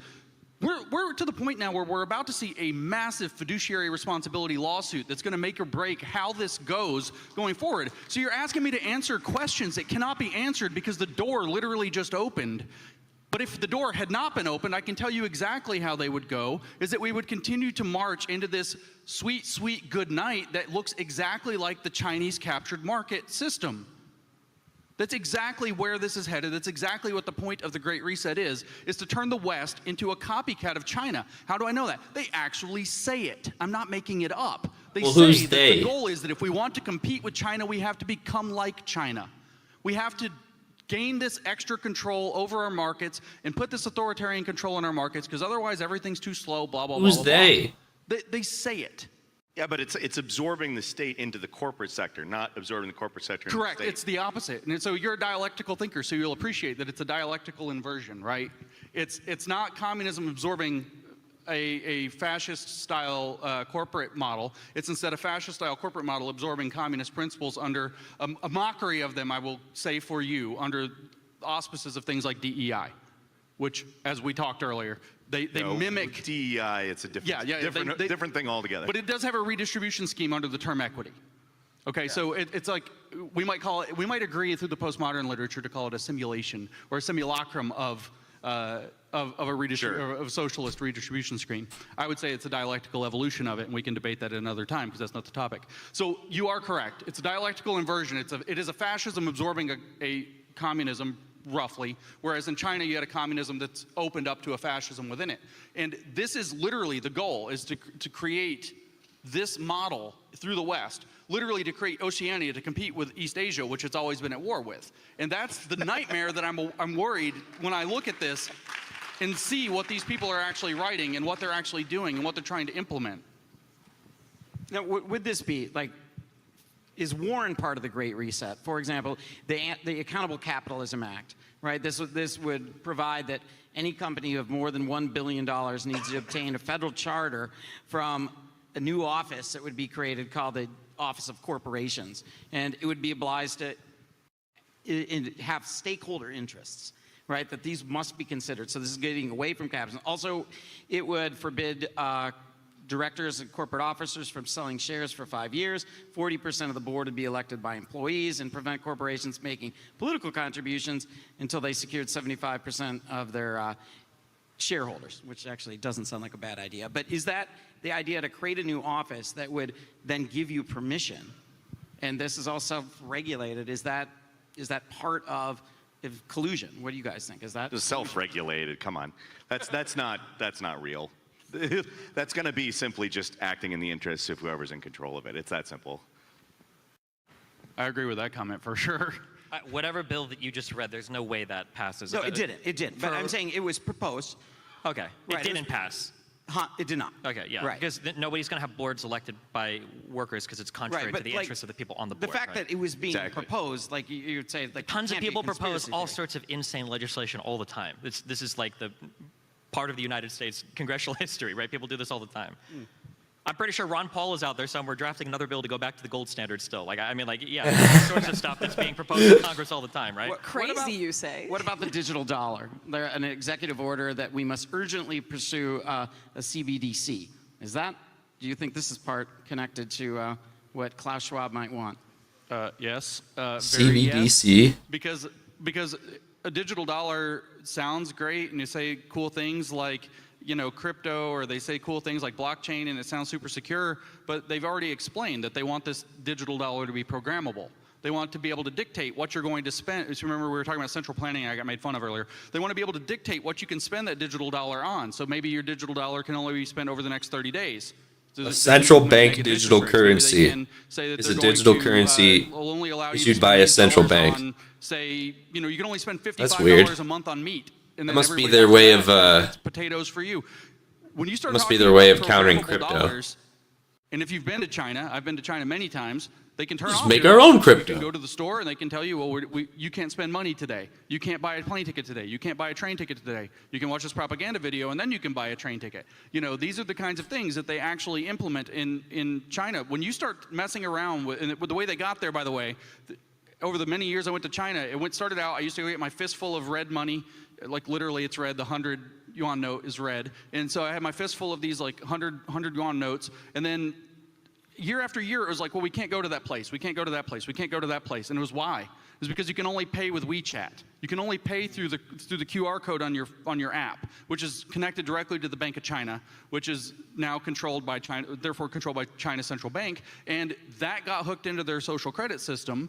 And so the way that this ESG stuff for corporations is a social credit system for that, this is easily applicable to individuals eventually when you have a digital dollar. So then they can make sure that you, as an individual, are also going to be compliant with environmental, social, and governance dictates again, it's a very small number of people who are going to have control over this, the central bankers. In fact, who did they name? Lauren looks like she wants to talk. U.S. digital He's dollar. got. Oh, He's yeah, like. Larry He's like Fink, sitting there. the BlackRock just waiting. CEO, the same guy. How weird it was that guy that they Got her decided mic. to give him this power. What is it about? Absolutely, it is He's- part of this he's still program. going. It's in fact a necessary component Oh, to this program. guy, It doesn't can I say- work oh. without No, he's the still going. Did you Bank program digital a digital dollar to only be spent at a high enough ESG score? 100% you could. You can program it to do whatever you want it to do. I mean, you could do that with a fear debit this kind card of too. dystopia then? Sounds like an But you amazing cannot do that plot. with for She some, keeps getting talked dystopian over. future, but That's this where is we're not going to headed. happen. No. It's just She's essentially- trying to squeeze in there. It's fun to like circle jerk over the idea that the Have you government is been going to to be China? It's dictating. not a delusion. I'm It's not real. in China. We live in the United Speak States. up, Lord. So a Right? lot We of have a people- democracy, believe it or not. No, no, no. Well, maybe some people here don't believe it. We're not going to have Destiny's digital like, screw you. programmable dollars in the United States. That's like people We like you will do. sit up Our here. debit cards are that. What? We have digital programmable dollars. They can shut them off anytime they want. They've shut it off in. They shut Stripe off in you should talk to some porn Russia. stars. They That's can not, that's do not that. a digital dollar, right? So you there's- have like Do you have paper electronic money on you? You have. Sure, I do, but They can shut. Well, if you didn't, then let's say, have you ever had it where you accidentally get your card shut off because you're somewhere that you're not normally? Because you're Sure. a Canadian protester. I mean, the power is there. The mechanism is sure, there. but it has nothing to Or do with because you were digital the- dollars, yeah, right? you're Like a Canadian bank could trucker, deny a yes. check You or a gave money it to order, right? But truckers. this doesn't have anything to do with digital dollars, or the idea that some digital dollar is going I to be mean, you created don't need to that can only call be it something. You spent. just say it's already there. Like you could use the existing mechanism if you really wanted to. Okay, sure. Well, then let's talk about that. We can use the internet to like do financial transactions. That's a more honest conversation than welcome to Demolition Man, 2022 version. We have digital dollars where the government tells you that you can only spend your dollars at a place where at least 50% of the cups are made of 85% recyclable material. There's already things like this happening in China. We all acknowledge that they have massive He's control. never been to China. He doesn't Oh, know. true. He Doesn't lives in the exist. United China, States. do you think that They have China's massive government is control over your- comparable to the United States? No. We're saying Do it's you think a not single there, but party the Great Reset totalitarian is going to take us It's there. not taking So us there. the We're average- fundamentally different styles of economy and different styles of governance. The average American looks at China and they say, holy shit, we never want to be like that, right? That's insane there. But then when the government say, hey, whoa, there's this wacky disease going around, we need to create a policy that tracks everything you do, tells everywhere you go. What people don't realize is we hate China and we look at them and we're like, that's horrible authoritarianism. But the government recognized that while authoritarianism is bad, it's effective. And in order to compete with China, they need some of the same systems. So Australia implemented their vaccine, not even passport, just COVID Safe app. Everywhere you go, every minute of the day, you have to track where you are, which store you're going into. That is a lot of data and information that the government have now about your whereabouts 24/7. I don't think they're going to give up that system. I think that system is going to stay in place for a long, long time and be reactivated whenever they need it in order to compete with China. Sure. So- But can't we have like so- can't we have a more mature conversation about these systems How is rather that than immature? saying This is happening. rather than saying we do this thing, China does a thing that We looks just have a similar, different we're going to excuse become for it. China? We have a nicer excuse. There's Better no PR. possible way Listen, in this listen. world that we can have like these realistic Steven. conversations about future policies. If we say that everything, it's like Steven. it's like working for a restaurant and your boss Shut up, you have James. to Let him work your talk. tips, and you're like, oh my god, it's communism now. Like, I Brother, think we can have a listen. better conversation about what's going on. Mi amigo, listen, have you ever Mi been to amigo. a place that's now, because of COVID, unwilling to take cash? Have you been Yeah. to one? I was on one yesterday. It's called an airplane. I happen to have, fortunately, a high-level status on the airplane, so they asked me, do you want anything to drink? I was like, yeah, I want a beer. So they give me a beer because I've flown so much, they give me a beer on an airplane as my prize for flying, Your points. Yeah, I have so many points. They give me one beer on an airplane now. This is what I get. And so the guy sitting next to me was like, I want a vodka cranberry. And the lady comes back with the thing and was like, all right, so it's $5 or whatever, but we just checked, are you so-and-so? And checked the identity, yeah. And he said, well, you don't have a credit card listed on the app, so you can't pay for the alcohol. This has So we nothing can't give it to to do you with the because we've gone coronavirus. completely cashless. It's cashlessness came from Cashlessness coronavirus. is, because then It's you're what stuck was on the debit card. expedited, I've flown rather. a lot too. Lots of airlines were cashless. Delta was cashless before the pandemic. But where it they was won't accept cash. expedited. This is what the Great Reset is. It is using COVID to expedite a bunch of digital identity, control over our life, tracking of us. It's all expedited through COVID. So then- it is stuff that's Can we- already is it- happening. It was already stuff that was implemented and stuff that was in transition before COVID. Saying that it's expedited because of COVID is really like it's only substantial when you are existing in this hyper paranoia that James Lindsay and Lauren Southern want you to exist in for this great reset. Oh no, they won't accept my cash. It's cashless society. Oh no, it's the great reset. Oh no, they want me to wear 2 shoes and a shirt when I go into the building, and now they want a cloth covering when when the numbers are high. Oh no, it's the great reset. Like it's I mean, like, Destiny made the point. People were going cashless before that. I used to work at a food truck. We were going to go cashless before the pandemic, and then the pandemic hit, and then we had to go cashless. We only allowed cash tips after that. It's just like, it does two things, all right? And two of these things are really beneficial for the employer. The first is that they don't have to count the money at the end of the day. It saves a lot of time. It saves a lot of time, all right? Like, when if every close, like, I used to have to count the drawer or count the register when I was a manager at one of the at a teriyaki store that I worked at. That would take like 15 to 20 minutes of my night that I could have used to help my buddy close, and we could have got out of there quicker. But instead, they had to go mop up, and I had to count the register. The second thing that it does is it keeps fuckers from stealing out of the register. All right, there's just a bunch of money that's just sitting in there all day, and then you have a bunch of people who don't get paid enough who have to be responsible for that cash. So, you know, a little nickel and dime here. It's way more incentive for it. It's way more, and it's quicker. All right, it's a lot faster to just like boop card instead of being like, okay, you gave me $5, now I gotta do the math and give you, and like the vodka cranberry was $3.50 or whatever, so I gotta count, and here's $1.50 back. Like, you don't have to do any of that with just like a card that you boop in, and it does the bloopity bloops, and then you give it back. And guess what? They can even give you a nice tip. They can tip you more than they would have had in their cash or in their pocket. This thing that she's talking about with data, we've been doing this since way before, and like I got to go back to what she's saying about data. You know what? Never mind. I'm just gonna keep going. Either way, what I'm trying to get at is that a lot of this is just how the world is moving forward, and James Lindsay and Lauren Southern want you to believe that this is like going to turn you into China or something. And it's like, they don't even really, that only seems to be the goal, which is like really like weird and like to think about. It's like the only like apparent goal of the Great Reset is to make the world like China.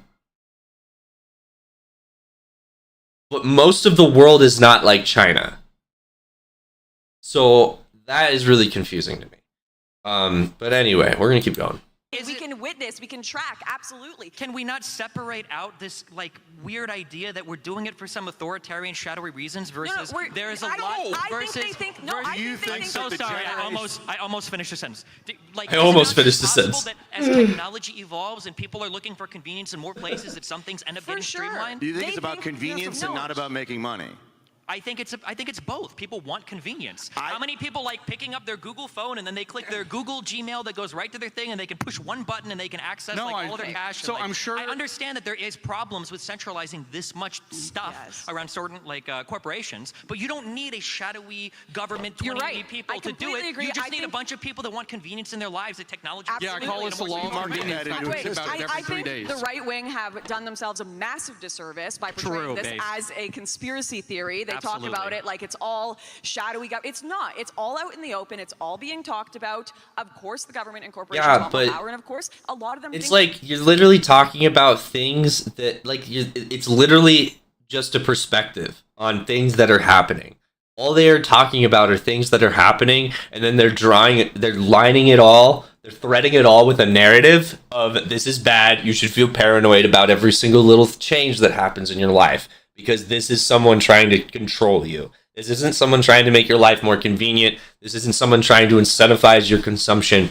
It's just someone trying to make you think a certain way or do a certain thing. And they don't want to tell you what that is. They're just going to imply it. And like, that is the most paranoid and dishonest take on like how the world works and what people's like actual intentions are. That it is like, it literally, it bridges the gap for conspiracy. It is not in itself a conspiracy, but it might be the slide, you know, like the big fucking holes, and you slide and you drop your coin on the side, and it'll like, and it goes woo, and then it goes down into the middle and, you know, sinks in. That is like, that's what they're, you know, that's like, it's not like, that's what they think this is, and it's literally just like people being like, looking at, it's a bunch of different people, a bunch of different groups looking at the small little thing that they're in, looking at the box, looking at the community, looking at what's around them, and saying, how do I make this better? And that is what turns into innovations that spread across the world. It's like VPNs were just like a thing that like users, or that like at the time, like VPNs were just like a thing that people would use to get around, you know, network things and whatever, what have you. And now it's like a very incentivized tool to give people access to information that their country is not allowing them access to. Like, a lot of people use VPNs now. Before, it was just something to make some person's life a little more convenient. And now it's like a genuinely effective tool. Like, I have people who are, you know, like Chinese foreign exchange students who go back to China, but they go to school here at CSU, and then they can't access a lot of their schoolwork here at CSU because of the firewall in China. And to bypass that, our college has its own VPN that they are allowed to access, and they use the VPN, and it bypasses the firewall because it makes the firewall believe that this is just an American computer, or it's coming from an American network. These are like, it's just like, you know, that could be seen. I could take that and I could go, oh, people are disguising themselves as other people and saying they're from other locations. And they're doing this so that they can trick you into believing that they're someone that they're not. And this person is going to use that to all of their advantages and give you information that they would not be able to give you otherwise. And, you know, it's like, you can literally take anything, and if you just, like, put enough gloss over it and throw in enough paranoia into it, it can turn into this weird Great Reset narrative. All right, the FDA decided that there needed to be a certain amount of milk inside a product for it to be considered ice cream. This is obviously the government trying to control us with milk consumption. They want to bloat us with milk and give us more calcium by making us eat ice cream, which is super yummy, because they know that I don't like gross milk, but I do like super yummy ice cream. And they also know that I'm not going to go eat a frozen treat like the other things that don't have enough dairy in it. Like, you know, it's just like, it's just weird. It's just weird. They're the good guys. In order to predict black swan events, we have to have control over our society in order to, you know, better outcomes. We need to be able to track everyone so we can do contact tracing. If there's a worse disease that outbreaks, we need to have digital ID. We need to bring all these things for the good of the people. Oh, she was talking about contact tracing apps. Okay. Contact tracing apps, like, as far as the information you give to a contact tracing app, you already have way more discrete information available publicly on the internet. Like, because, like, the contact tracing app is like, hey, who are you? Where do you live? Where did you get COVID? All right. Who do you know? Name like some people that you know that you were in contact with. All right. Go tell them that you have COVID. Like, it's literally like that. It's like, we're going to get the information so that we can track the spread of the disease. And the information goes no further than that. And it really, like, the information is not useful. Like, beyond that, the government already has this information. It's just easier to confine it in an app that is trying to algorithmically use the data for a specific purpose than it is for them to grab your fucking birth certificate or your social security and, like, track down, as well as like your tax info, and track down your current address, your current place of work, the people that you come in contact with because they work at those places too. Like, it's a lot easier to just have you do it. And like that's why they even exist. And yeah, the data that they get from those tracing apps, fucking, it's abysmally low compared to the swaths of data that people get from just you being on Facebook or Twitter or anything like that. Like, man. Like, you know, they didn't, as far as I know, the tracing apps didn't ask for an incredible lot of contact info that was going to be on display for other people. Like, it's not like you get contact info from, like, on other people just because they had COVID. Like, I can get contact info just by finding you on Facebook. It's just, like, the perspective here is so fucking distorted. Right? But then one of the last chapters in Klaus Schwab's book is what if this becomes a dystopia? And he talks about, oh, this could be abused, this could be misused if it's in the hands of a centralized power. And that is what the problem is. The question. Every villain in every good story thinks they're the good guy. But you could argue this could happen in either way, right? Like, some people are arguing for more centralization and, oh no, that's horrible. But you could just as easily argue the other side, where people are arguing to decentralize things, and that ends up horrible. Look at what happened to... I just realized where I am. Look at what happened with Texas's power grid, right? During the last huge snowstorm shit. They have a unique independent market where you have like these different buyers and sellers of energy, and because they're incentivized to only function in like a short-term window, their energy market totally fell apart. People were paying like what, like $1,000 to heat their home for one night? Now, You know why that happened? I'm not saying this. Their ESG scores are fucking great because they have windmills. I'm not saying this. They're probably not. Froze. But I'm not saying this to. I'm not saying this to say that like free markets are bad or centralized power is good. That was the dumbest thing I've heard James Lindsay say in this entire goddamn debate. Are you fucking kidding me? What do you think you need to power your house? You need electricity, sure. What else do you need? You need a heater. And what are the heaters typically powered by here? They're powered by natural gas, alright? Guess what happened to the natural gas during the fucking freeze? It froze! The natural gas pipelines froze! Because their grid didn't regulate any sort of heating systems or contingency for this. That is why people didn't get their power. It's because the grid fucked up. The grid fucked up in so many different ways. Oh, the windmills froze over. Like, are you serious?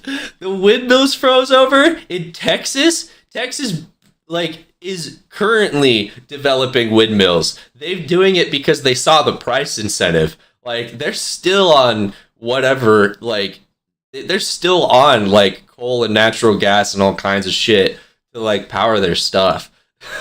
This is ridiculous. Oh, their SUV car was so good because of the windmills. Yeah, man. Their fucking power grid was also piss poor because it wasn't regulated. What do you think? What do you think contributed more? Because here's another thing. You play any colony survival game, you'll figure this out. You need to store your power somewhere. If you have excess power and you're not using it, it's just wasted energy. And the moment that your power consumption exceeds that, or the moment your power rate drops, guess what happens? Power go bye-bye. And all of these windmills need proper battery storage in order to function properly, in order to actually achieve maximum efficiency. And that's the same for solar panels, if not more so, because solar panels only work half the time.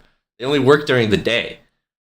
So, like, during the nighttime hours, you need to find a way for the solar panels to store that energy, and, like, you have to have batteries that can support that.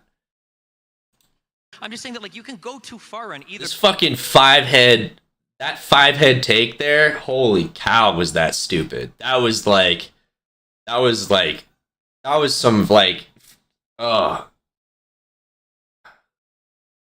some Neanderthal level shit. Like, oh my gosh.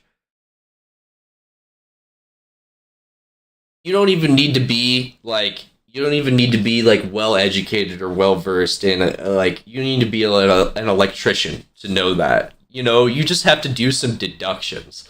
Like, why did it cost $1,000 for their power? Probably because they didn't have a lot of it. Probably because the grid was being messed up and power distribution was messed up.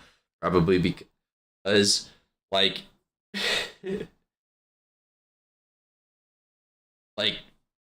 yeah, probably because most of the power was being used up by bigger companies. So, like, the demand was really high.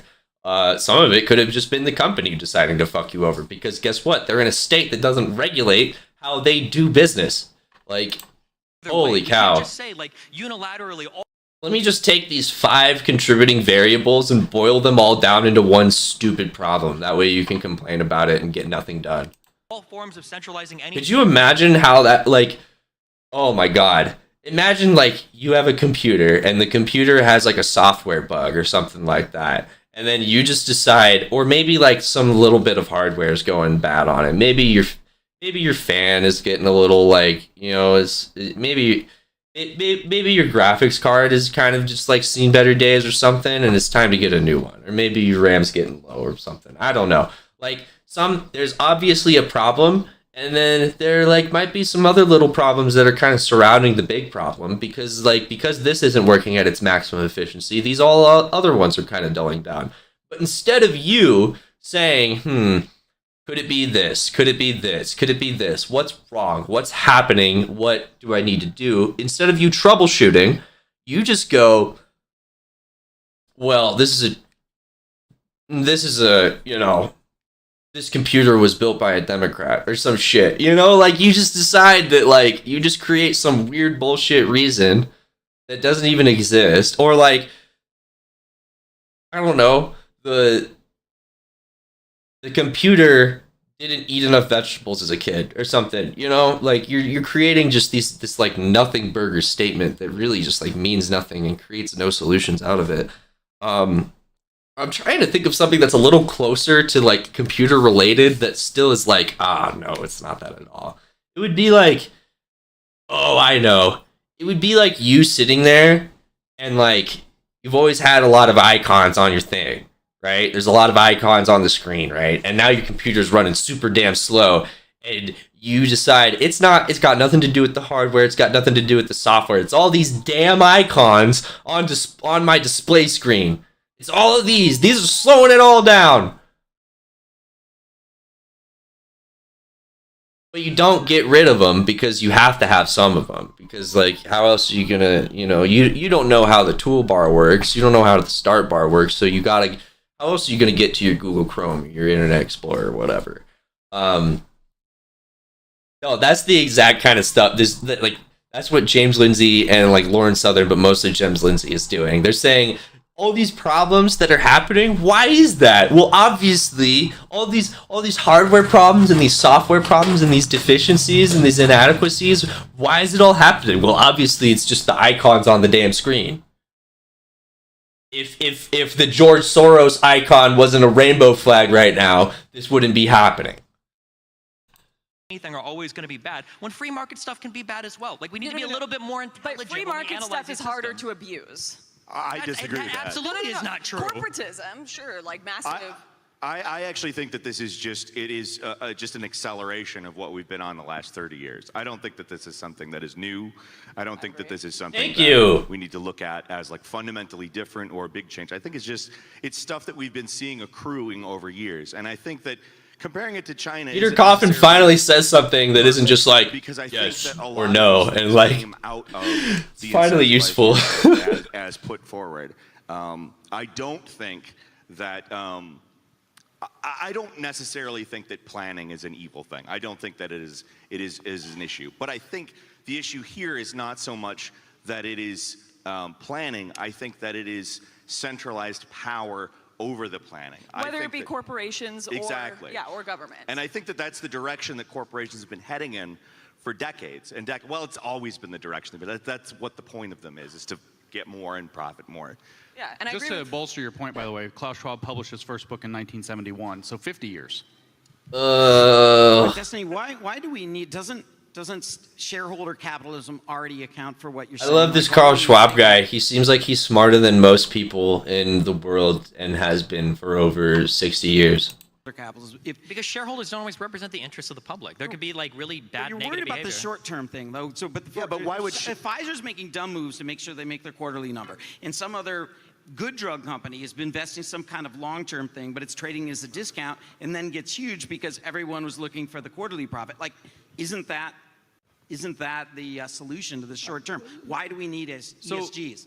Can I ask this question, right? Because you just said shareholders don't represent the interests of the public. So Bill Gates is shareholder of Microsoft. In fact, is chief of Microsoft. We'll just say shareholder of Microsoft doesn't represent the interests of the public, right? But Bill Gates, stakeholder in, say, virus technology, represents the interests of the public all of a sudden. How did that shift occur? How does that work? Individuals don't represent the interests of the public. They usually represent their own interests. Well, what would be how? Okay, let's say you need groups of people to be represented in this. How do you get that? How do you get? It depends on what we're talking about. I mean, unions are one good example of how you have to have collective bargaining ability against like capital, Sure. because otherwise an individual worker has no ability to collectively negotiate, right? Yes.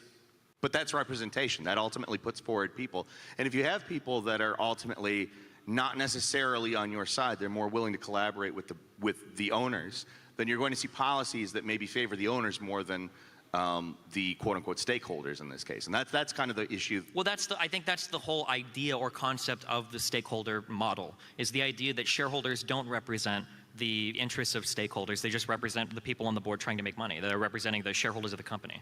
Well, yeah. My argument here, though, is that if they're the ones who are putting forward stakeholder capitalism and they're the ones that ultimately implement it, then the issue is the people who are representing the stakeholders are going to be people who are more likely to be favorable towards the shareholders. I mean, if that was the case, then we've just recreated our current system with more steps. If That's that was exactly the case, that's sure. what I'm arguing. I mean, we could say that. That seems like it would be inefficient. Why not? Why wouldn't they just not say anything and continue on with business as usual, though? Because people are pissed off at business as usual. Sure. In which they case, want people to say, you're represented here. You're a stakeholder. You're somebody who is feeling hurt. You're feeling a deficit. I agree with you. You but talking that's shit. Good. We would James want Lindsay's to see talking something shit. from these businesses that Yeah, represent but it's just that. marketing. Sure. Well, but then that'll be the question: does anything realistic come out of it, or is it I'm just wondering business when as this usual? Like, brews people will notice. to I the don't point think that it's James about Lindsay only just what's rage happening in their quits. day-to-day lives. They see the cost of gas going up. They see houses and apartments, rent skyrocketing. Like, it's not like you can hide it from people. I also think people will notice, but I think that it takes up time. Probably, yeah. Everything takes time. Yeah. Yeah, Apparently, and- Charles, whatever, has been working on this for 50 years, and he still hasn't gotten it accomplished yet. So I guess it's taking a long time for all this to happen. Yeah. He hasn't greased the wheels too well, no. Oh, God. Those ESGs, or what would you advise, like a legislator or people to do? I mean, that's really difficult because this, what in my opinion, All problems, no solutions. and I think, again, my Marxist friend would largely agree with me on this, is that there has been an insufficient amount of oversight in terms of how index funds were going to be organized. And this has been a creeping problem, at least for 1 or 2 decades, with index funds in specific. And so, legislators, far be it from me to advise legislators in policy, but legislators need to be looking very seriously at what kind of power these index funds can actually exercise over an otherwise freer market. I won't go all the way to say free market, and to start kind of possibly intervening to the point where it could be seen as a form of racketeering or cartel behavior to organize around a very narrowly defined ESG metric.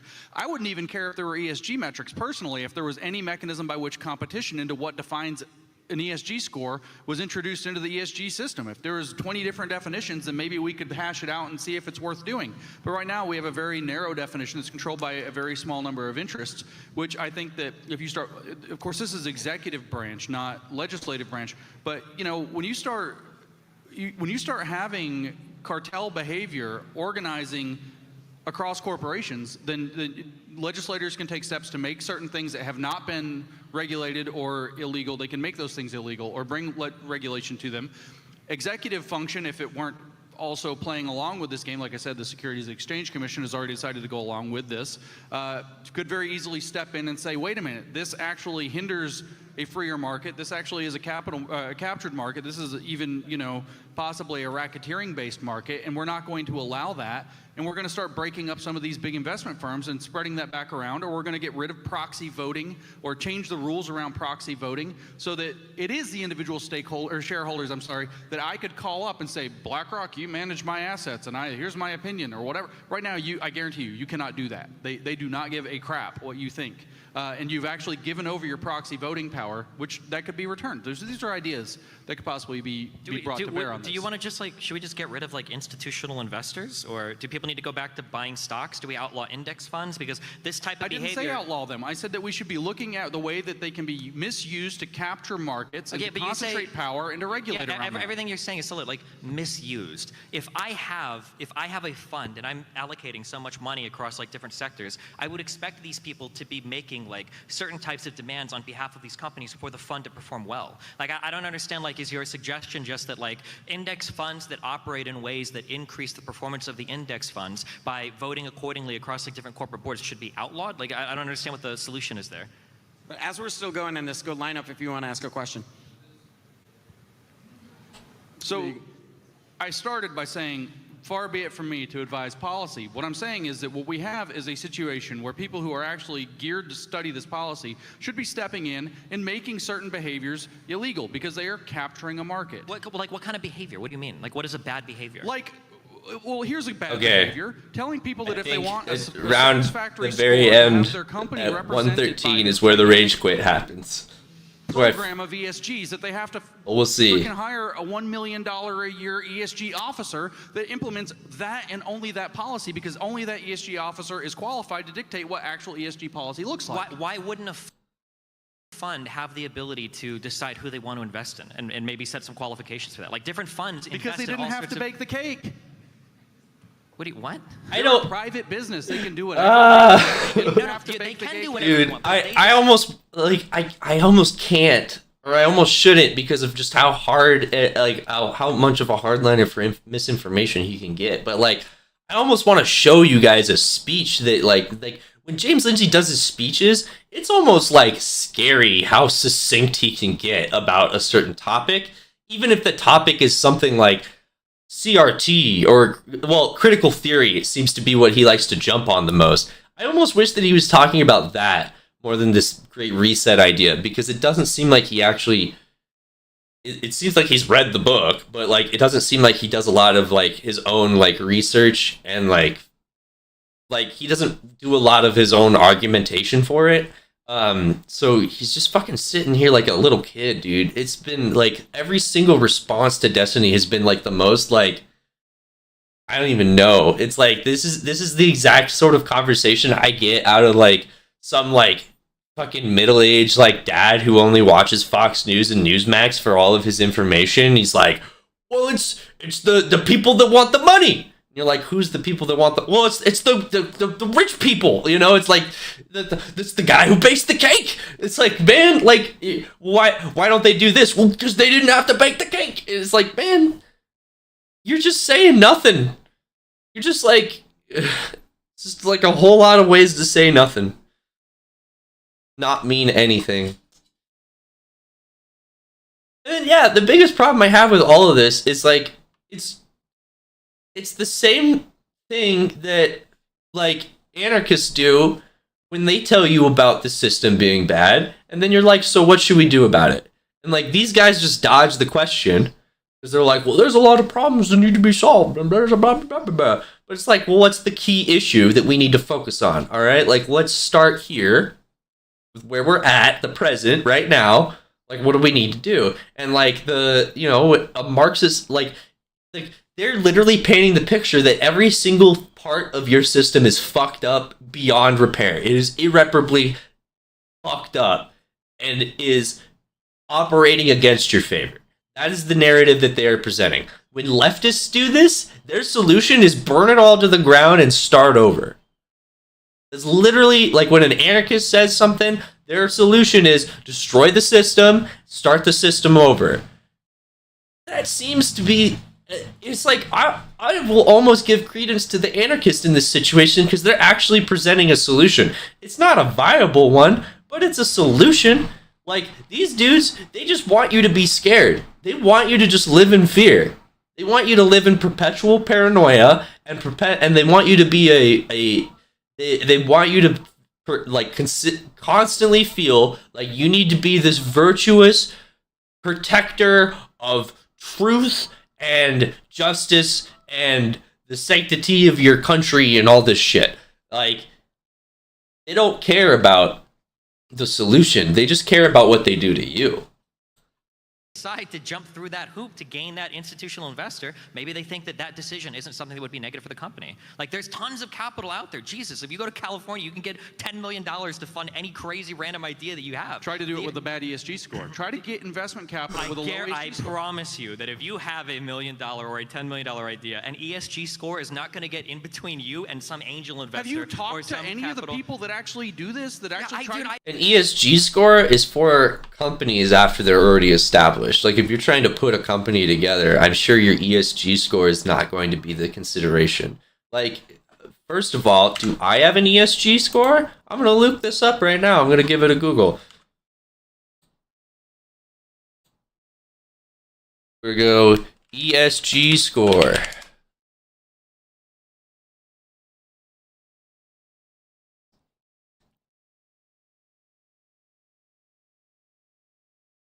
Data-driven approach to ESG with market. Okay. What is ESG? Environmental, social, and governance criteria. Set of standards for a company's operations that socially conscious investors use to screen potential investments. So the ESG is not like some weird... So the ESG is not run by like a... I mean, it might be run by a government, but ultimately the criteria exists from a group of socially conscious investors that screen potential investments. Right, y'all. All right? So your ESG score is being determined by the investors, which is us.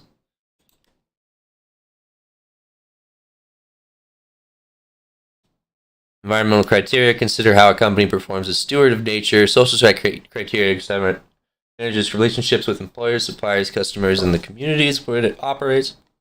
Governance deals with the company's leadership, executive pay, audits, internal controls, shareholder rights.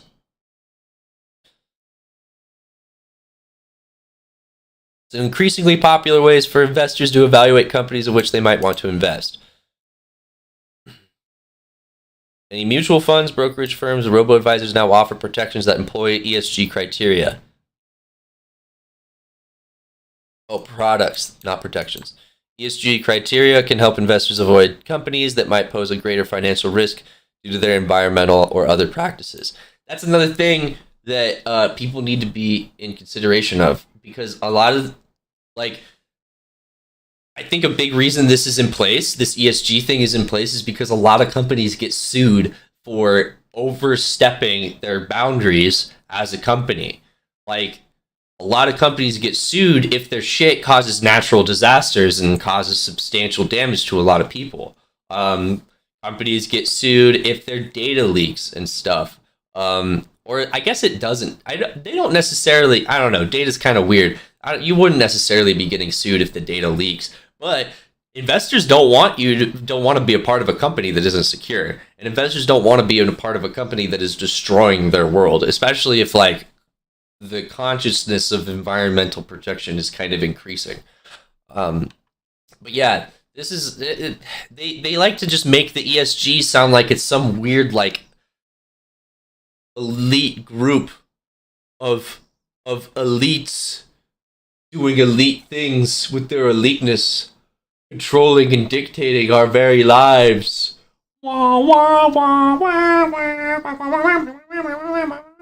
Like, it's just a committee created for investors by investors. Seems like. And on top of that, it's to regulate businesses.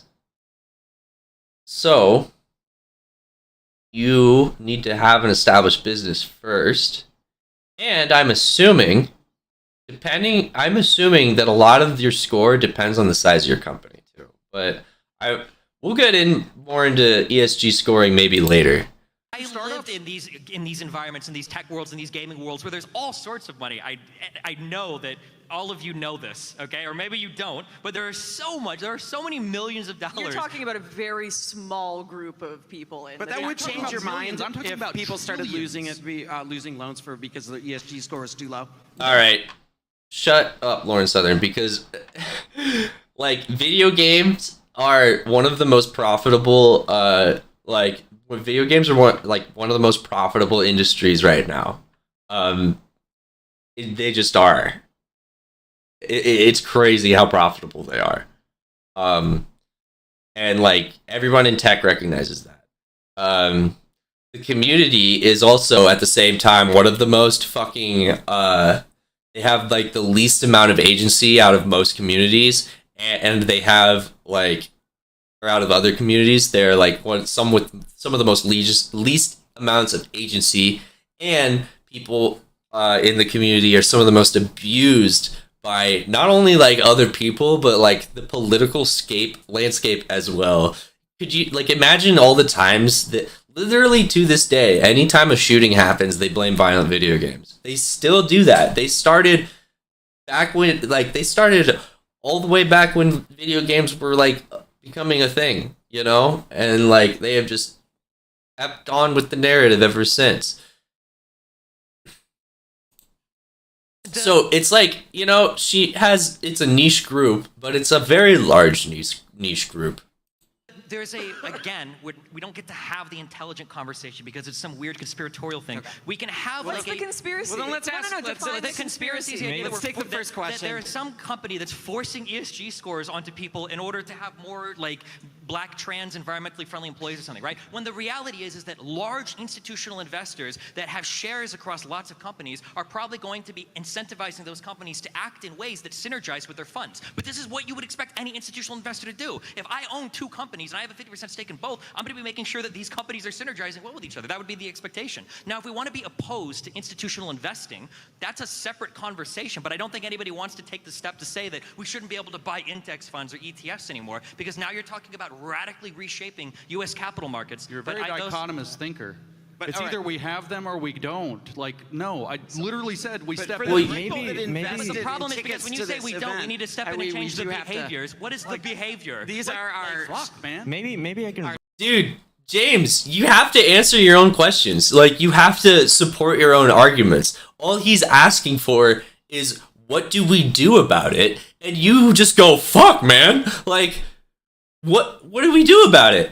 Because, like, because that's literally, like, the other, like, the only things that you can suggest are, like, we get rid of index funds, we get rid of capitalism, we get rid of government.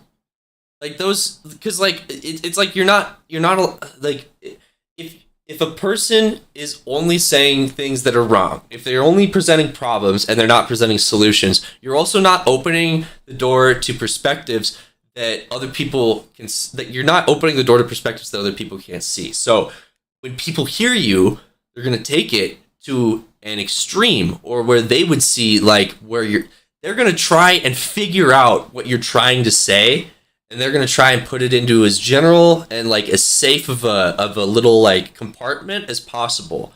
So they're trying to figure out what all of these words mean, and then they're trying to figure out what to do about it. When you say that the whole world is fucked up beyond repair, that means the whole world needs fixing.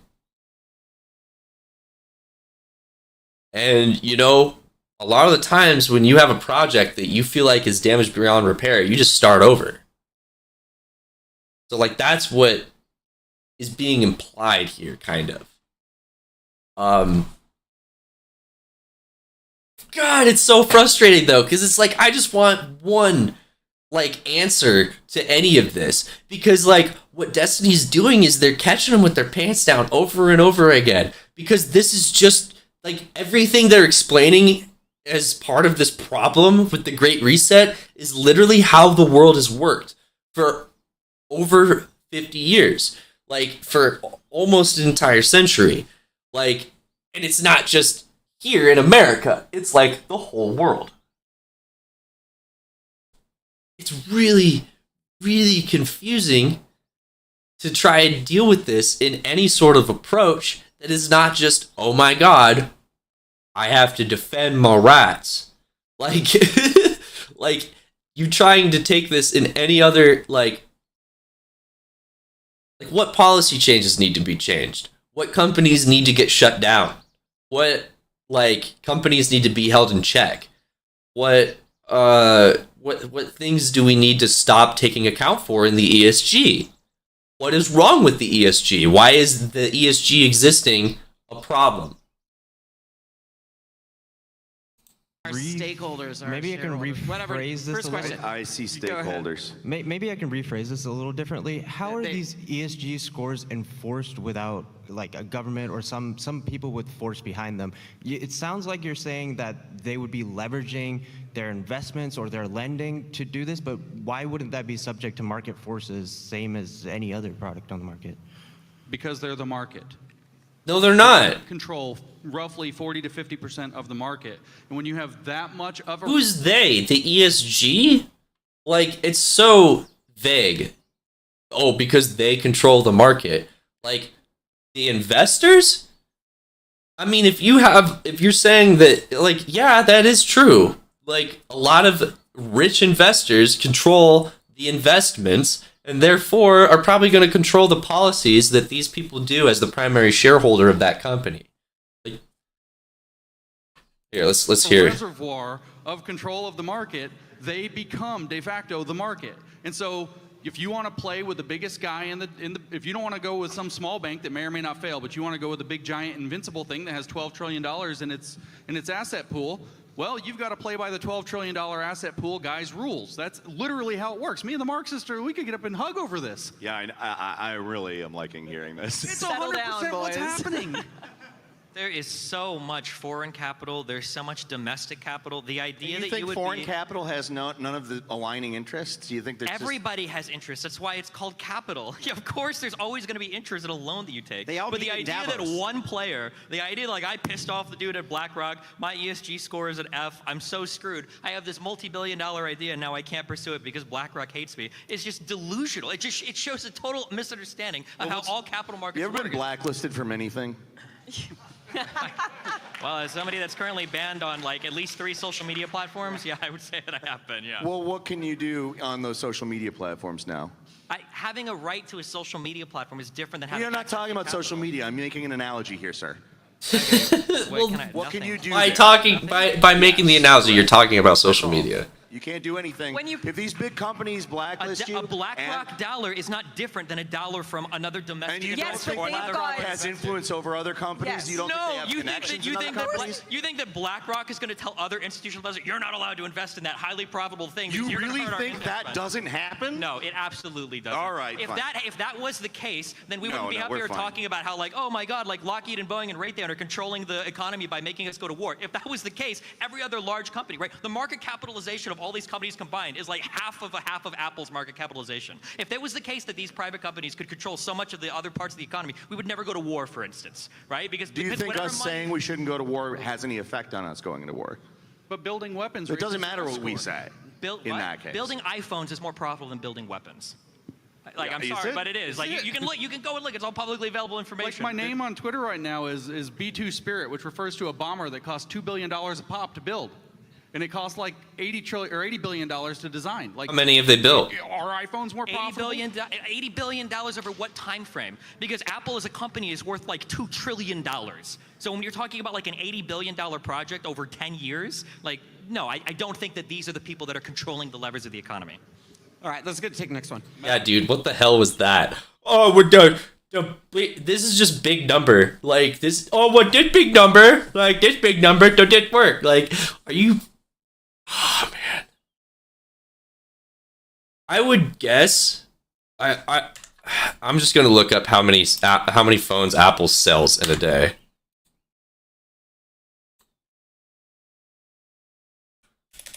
Phones sold by Apple per day. 849,450 iPhones a day.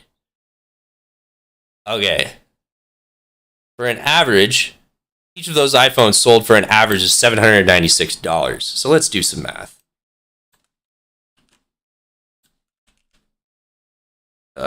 Calculator. Big number. Hey, I said big number. Did I not copy the last number? Control C.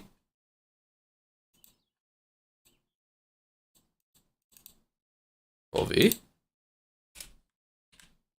Really? It's not letting me copy and paste on this? Okay, here's what we'll do. Just put it up here, 849,450. And what did we say? 796?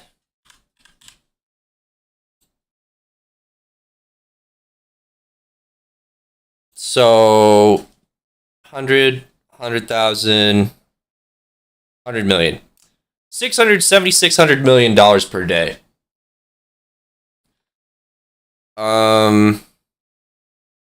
Multiply that by 2. Let's see what we get.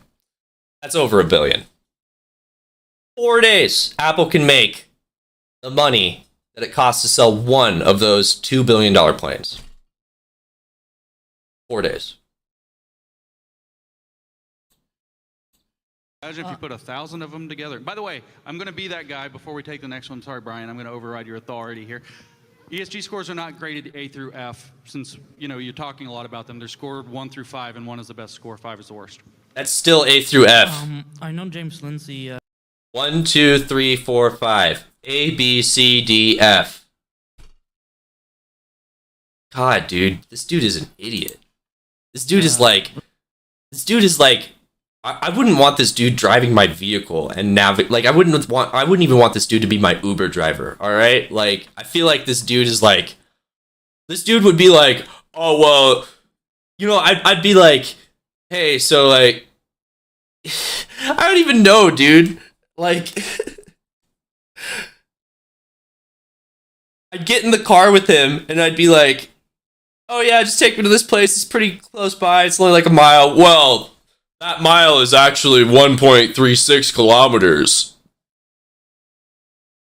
It's the same distance? I mean, I don't know how many kilometers are in a mile, but like that's what I'm trying to say. It's like he's literally like, it's like you go in there and you're like, oh, it's just like a mile to get to this place. It's super short. And then he has to ipso facto you with the kilometer equivalent. And then he has to say, well, actually, it's this. Sure. Like, okay. Then what? Just get me to the place. This is for Lauren Southern. In the concept, it's due to the fact that you tend to be against globalism. In the concept of global village, as described by Marshall McLuhan, do you think globalization is inevitable due to technology and the fact that the whole world's being connected through technology, and there's somewhat of a cultural exchange? Yeah, of course, I do think globalization is inevitable, but I also think it's being sped up by corporate interests. Hi. So I was wondering how you see this takeover happening. Thanks. Takeover happening in third world countries that are much more cash-based. I now live in Baja for this very reason, and I'm wondering how long I've got. Okay, I got to take this one. It's very funny to me that I see a lot of my friends who would be considered these like right-wing radicals against immigrants, against all these different countries, and they're like, nah, I love immigration. I'm headed to Mexico right now because they don't have vaccine passports, they don't have digital ID, I can pay cash with everything. You'll actually find, well... Socialized healthcare, too. They got that down there. Well, on a surface level, a lot of... I guess we don't use the word third world country anymore. The global south. The global south, a lot of developing countries, we may characterize them as less free than the Western world. In reality, because there's just not the same ability to enforce a lot of these policies, they tend to be more free on a day-to-day basis. Should that Oh no! So racketeering. I'm sorry. Institutional investors, No. you're only going to Kitty! My cat sat on my keyboard. could have these rules that institutional investors can I design gotta any- admire this guy's patience. In a new economy, and let us help you build a digital infrastructure. ESG scores are not graded A through F, since Okay. you're talking a lot about them. They're scored 1 through 5, and 1 is the best score, 5 is the worst. I know James Lindsay already told me this, but this is for Lauren Southern. In the concept, and it's due to the fact that you tend to be against globalism. In the concept of global village, as described by Marshall McLuhan, do you think globalization is inevitable due to technology and the fact that the whole world's being connected through technology, and there's somewhat of a cultural exchange? Yeah, of course, I do think globalization is inevitable, but I also think it's being sped up by corporate interests. Hi. So I was wondering how you see this this takeover happening. Thanks. Takeover happening in third world countries that are much more cash based. I now live in Baja for this very reason. In the morning, how long I've got? Okay, I got to take this. It's very funny to me that I see a lot of my friends who would be considered these like right-wing radicals against immigrants, against all these different countries, and they're like, nah, I love immigration. I'm headed to Mexico right now because they don't have vaccine passports, they don't have digital ID, I can pay cash with everything. You'll actually find, well... Socialized healthcare, too. They got that down there. Well, on a surface level, a lot of... I guess we don't use the word third world country anymore. The but global south. The global south, a lot of developing countries, we may characterize them as less free than the Western world.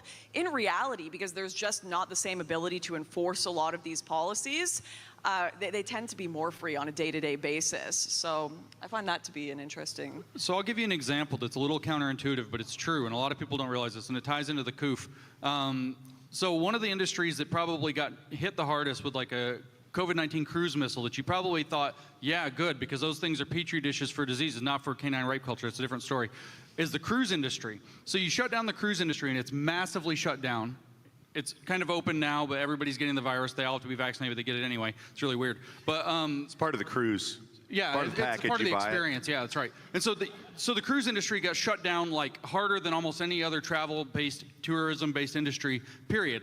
And you think, okay, good, because those boats are dangerous in terms of disease transmission. But what that brought before it got shut down was about 5 Super Bowls worth of economic activity to poor third world, if we want, countries in the Caribbean that now have their entire economy, which was travel and tourism largely driven by cruise ships, completely shut down. But then, partnered with the World Economic Forum, you have this other entity called the International Monetary Fund, which controls at least $1.5 trillion in assets plus ties to these central banks. And they step in and they say, you know what, your economy has been destroyed by COVID-19.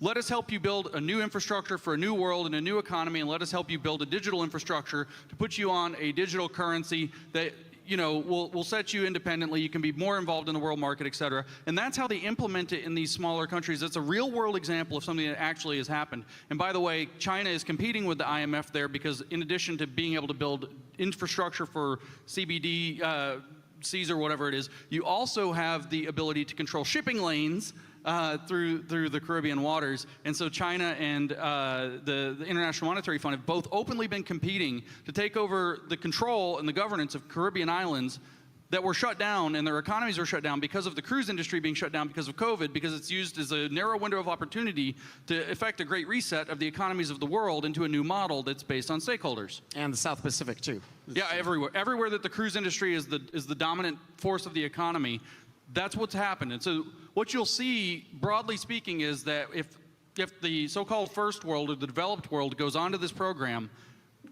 try to tell me what resistance Brazil is going to mount against that, or what resistance Mexico, I mean, it's their drug cartel is the only resistance that is going to mount. And the way is that you beat the big countries, and then the small countries are stuck and get dragged along. This is why the Davos has openly said, if we don't get the UK and we don't get the United States, then this probably isn't going to work. Do you think that's rigging the system? Ones. Do you think this is like a... Did you just see the dude is just naturally progressing towards just walked across. Like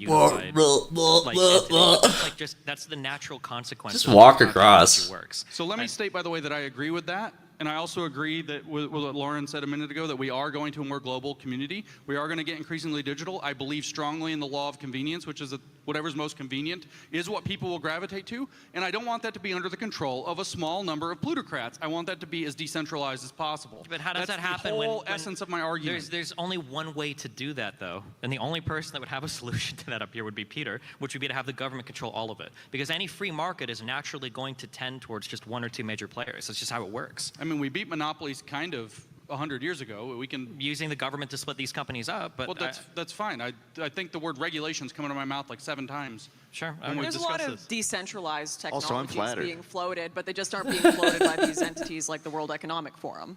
Because nobody likes decentralized stuff. Somebody wants to Certainly open... not powerful people. No, certainly not you people. Like, everybody is making this happen, right? People want to turn on their computer and see the photograph that they took on their phone, like, instantly pop up in their email address. Like, we're all a slave to convenience. You can model that in a decentralized way, that sort of How? technology. No, you it's just can't. not You being can't. widely adopted because it is certainly not the stuff being promoted. The internet is one of the most centralized like products in the world, and it is also one of the most used like technological phenomenons that exist today. We do not go a single day without using the internet, even if we go a single day without using our phones, because everything that we are attached to is attached to the internet. The internet is the most centralized system in the world. Why? Because it's connected to everything. Your computer right now that you're sitting at is connected to the computer furthest away from you in the world. It is. It is. And it's connected in such a way that even a nuclear disaster could not confront or could not interfere with that sort of connectivity. Like, centralization and convenience are hand in hand. They really are. Because, like, how the hell am I going to expect my text message to get to another person across the country or even across the world in a different country? And these countries are not centralized to the point that they can't even establish connectivity together. They have to, like, if that was the case, then you just sending a simple text message would take 15 to 20 minutes to have that conversation, just to send one. So your entire conversation would be, like, 3 messages would be confirmed over the course of an hour, because this has to go through the centralized American web, and then it has to go through the decentralized fucking border between Canada and America or something. Like, you're literally talking about, like, every single country has their own internet network, and it is not connected to the internet network of the other country except through checkpoints that we establish as a government. Like, that sounds way worse. That sounds way worse. And it sounds like way more government overreach than I would be really happy with, all right, to be completely honest. And that sounds more like China and how China does their internet than anything. Like, centralization is very important to this. By those in power right now. I don't agree. I think people like the centralization. Nobody likes to have to remember a different password for every device. If people want to be able to use one thing to log in to, like, all the things, like, consumers have made these choices over and over and over again. These are, like, basic principles of design. I gotta admire this guy's patience here. So we're going to take the next question. Okay, I'm a very patient man. I just make a couple quick comments, and then I'll ask for some commentary on my comments here. This was the most fascinating panel this evening, simply because I never knew what to expect out of everyone's mouth.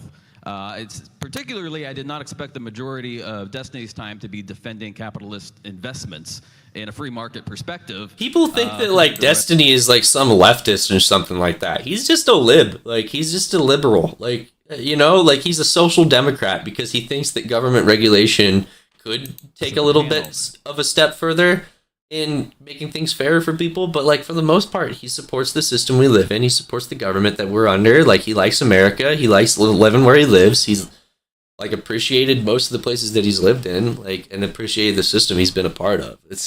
I love this idea that, like, he's the leftist in the room, especially when fucking Peter Kaufman, the Marxist, is over here. So my takeaway from all of this, it seems to me that if we simply combined everyone's perspective together, we would kind of get an accurate picture of what's actually going on. It's kind of the blind men describing the elephant here. From a free market perspective, as an investment company, you have to provide profit or else you're going to fail. However, the people running these companies are human beings, and there's no such thing as an unbiased human. We all have our own agenda. So the more powerful you are, the more money you have, the more in which you're going to try to push your agenda forward. So, of course, you have your free market principles. I'm running out of time, so I'll be pausing a lot less. We'll just let the video kind of go. That we do have these free market principles, and the companies do have to form a profit, but they are run by individuals who do have their own biases. It's an interplay between the two of these, and I think if we kind of understand this as a full continuum, you think maybe we can kind of come to an agreement that it's not just a conspiracy and it's not just profitability, it's an entire interplay of all of these principles. I would agree 100% with that. I mean, there are going to be people that you can't deny that corporate culture exists. You can't deny that there's going to be some ideological bias on the part of a major institutional investor. That's absolutely possible. But they don't push alone. It's a push and pull constantly with where society is at, where the investors are at, where the government is at. And you mentioned earlier that I'm up here defending capitalism. I'm just trying to explain how it works. I am a big believer in government intervention in a lot of these cases. And I think now the Republicans, I guess, got banned enough from Facebook that they're believers in government intervention too in some of these private platforms. So yeah, I mean, I think it's important to recognize how are these institutions going to function in the world realistically. So we need to have real descriptions and we need to make real predictions, not saying crazy stuff like Disney is going to go bankrupt in 5 years, right? We need to have a good understanding. I didn't say and that. then once we have that understanding, we can design No, you just implied it. and enact it in a way that it represents the interests of the people. Ironically, in a stakeholder sense, I guess. I fucking didn't say that. I'm gonna switch gears a little bit. James Lindsay is James. He's so mad. How do you think that ESG affects the pillars of culture, for instance, education, and specifically free area and education, and how does that tie into sort of what it may look like 10 or 20 years from now, and how will it promulgate? For instance, you have Amazon HQ2 opening, and they're actually funding a high school there. So what is that going to look like going forward? I mean, so the goal really, there's two sides to the question that you're asking. One is, how are they implementing kind of the ESG thing into education? And the goal is actually to implement ESG into education. It's to teach kids to buy into the ESG program so that the ESG metrics will maybe work. This is the sustainable and resilient future, an inclusive future that they openly say is the goal that they're trying to build. So there's that aspect. But the more interesting question is how and why is this happening? And the answer is because the one thing we didn't actually mention specifically that these gigantic investment firms control are pension funds. In fact, they control all your pensions. That's in fact what they're using is your pension, especially if you're on in a public servant role. If you're a teacher, they're using your pensions in order to make decisions based on how they're going to reorder capitalism. That in fact is the gigantic pot of gold that they openly said that they were chasing 15 years ago. And so how are they pulling schools around? Well, besides the fact that they do have a cult of fealty to this DEI stuff that's really spread, especially through the education sector, but they're also controlling education sectors. In what way? Are they donating through NGOs? Do you want your pension fund to be able to be listed within these these allegedly highly profitable portfolios, or do you want them tanked? It's that simple. Well, I mean, what are pension funds going to be a part of? Do you want them buying treasury bonds? Do you want a 1 to 2% return on your pension fund that doesn't even outpace inflation? No, I just don't want a small group of plutocrats deciding what the shape of the market is going to be as they structure the market for themselves. That's literally the only thing that I want, or don't want, I suppose. I don't know what your understanding is for how these markets function. Do you think that pension funds should only be you buy individual stocks then? You just don't invest in ETFs or index or what? No, I said 11 times before. You said nothing. You keep saying nothing is the problem. Lawmakers should do something to get rid of bad behavior. Okay. When I say, for example... You know what was even funnier? James Lindsay said earlier, I'm a policy guy. Racketeering, which is a fucking felony, to organize all investment under ESG. I am not saying nothing. I am not saying nothing.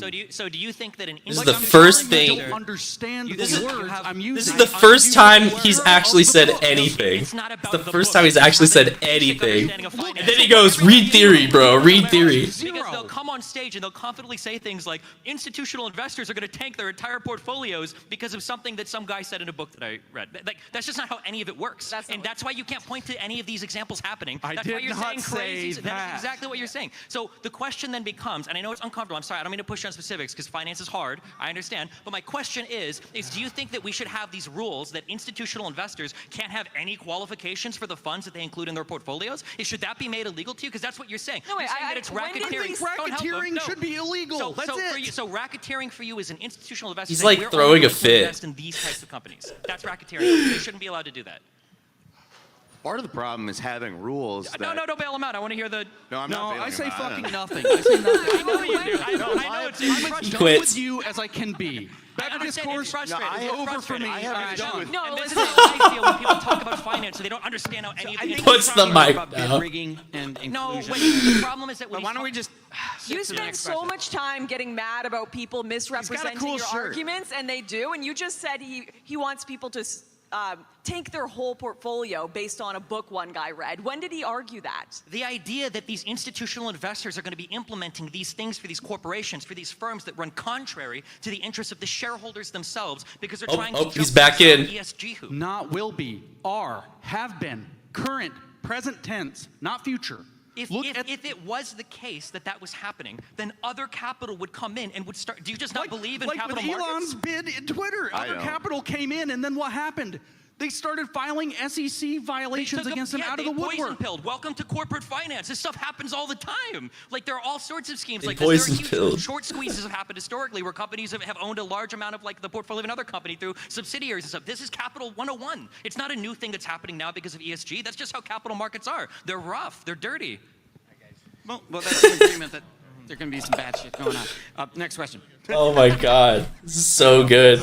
So Just first get and off the foremost, stage, the James. You're done. conversation happening You're on done. stage You is threw your probably one of fit. the most important. That should be. This should be being had everywhere. And Destiny, I know. It's hard to believe. I remember watching the old Glenn Beck segment, The Puppet Master, with George Soros, like a long time ago. And as silly as it was, it got me interested. And I ended up reading 2 of Soros's books, Alchemy of Finance. That was the main one that struck me. I read about Black Tuesday in '92, where he shorted the British pound and pretty much tanked the UK economy, decimated their currency, ruined the housing market, caused a lot of damage. They were actually kicked out of the European exchange rate mechanism. Yeah. What is this? What is this? The question is, with everything going on, there are established cryptocurrencies right now that are decentralized ledgers. Do those pose a threat to the World Economic Forum agenda? And if they do, what actions will the WEF take against crypto holders right now? Could they potentially use something like the IRS to target crypto holders like the Well, I think this dude talked about CB whatever IRS targeted currency, CBDC or The something. last thing any crypto holder needs to worry about is the IRS because they're only going to tax you on your gains, and 95% of people that mess with crypto lose all their money. So, I don't think the IRS, number one. I don't think crypto represents any threat to any type of like central banking or currency right now. That might change in the future, but I don't see that being the case right now. A lot would have to change. Sure, they're not real currencies right now. They're speculation vehicles that people are using to try to out-speculate fuck the other person is essentially what all cryptocurrency is right now. The thing that would be a threat would be people all actually organizing around a specific means to like hold up labor, to hold up the actual markets, to actually interrupt these processes. That would be the threat. The problem is when people actually want to use their crypto, for the most part, they have to take it out into cash, and the government controls, certainly in Canada anyways, all the trades, and you have to put your ID in, get taxed on it, so it doesn't really, yeah. In the executive order that Biden said, looking into the CBDCs, it does specifically say that. What is James Lindsay doing? He's like investigated for certain frauds. I mean, I think if anybody that's followed crypto knows, it's probably. And then it's gonna go back up here. There have been like a It's gonna go back ton down of here. huge, like, This finger's gonna go back up rug here. pulls. This is a whole other topic, but there is a lot of fraud that goes on. I say fraud, but like that goes on in cryptocurrencies where people are just basically screwing over like huge sections of investors with bogus white papers or. Crypto's rough because it's not regulated. You know, you basically pay a bunch of influencers to back your idea, and they sell all of their stuff on day one to like screw over. Like, I don't think it's necessarily a bad thing to start to regulate these, or at least look at these a little bit more closely because they're hyper fucked right now. So you're saying that if there were regulations on the behavior of the crypto markets, it would be a good thing? Yeah, I'm gonna sock them. So yeah, I would say that absolutely. Okay. Well, isn't that what he said about the main markets? Interesting. I'm not talking about there being no regulation on the main markets. That wasn't what we were talking about. Well, what I'm saying, it's not necessarily that the crypto market is a one-to-one It's like, representation of the main market. If the whole but it is answer something to that this shows great what reset happens thing when you is further that away markets from need more. Now, Okay, if the whole answer to this great reset thing is markets need more regulation, then why not just be a sock dem? Why not just be a leftist? Like, why pull to the right and defend against the great reset if market regulation is the answer? Because market regulation isn't something that gets pushed on the right, it gets pushed on the left. Oh my god. This was such a confusing, this was a lot. All right, there was a lot of information here. I understood about 80% of it. That's actually me being nice to myself. I probably understood about 60% of it. What I did get out of this is that James Lindsay doesn't know what the heck he's talking about. He's a complete shill for whoever's ideas that he's been reading or something. Like he's completely just like he's lost in his own echo chamber. I used to be scared of this man and the potential that this man could produce. Now the only thing I'm afraid of is that if I ever got in an altercation, he would just be able to be physically stronger than me. That's the only thing I'm worried about. I feel like even if I talk to this person, like, never mind, he'd have a better chance against me than against Destiny. But God, this is like, James Lindsay is a literal man-child. We watched him throw a fit for 40 minutes on stage and try to get some sort of intellectual quips out of that. Well, it was pretty pathetic. All in all, Destiny kicked everyone's ass. Lauren got him came out with a few gotchas, but it didn't really do anything. And Peter Coffin was pretty much just there to stroke his own cock. Like, I don't even know. Like, that was very, like, he was kind of just there to be like, capitalism bad. Oh, thank you. You acknowledge my Marxism. Like, whatever. He didn't really bring a whole lot to that. Anyway, that's got to be it for me. I got to go to class. So, thanks for everyone who stayed tuned and watched along with me. Enjoy the rest of your day and hope you can get something out of it that you normally don't. I hope you can go out of your way today to do something that will make your life a little bit better.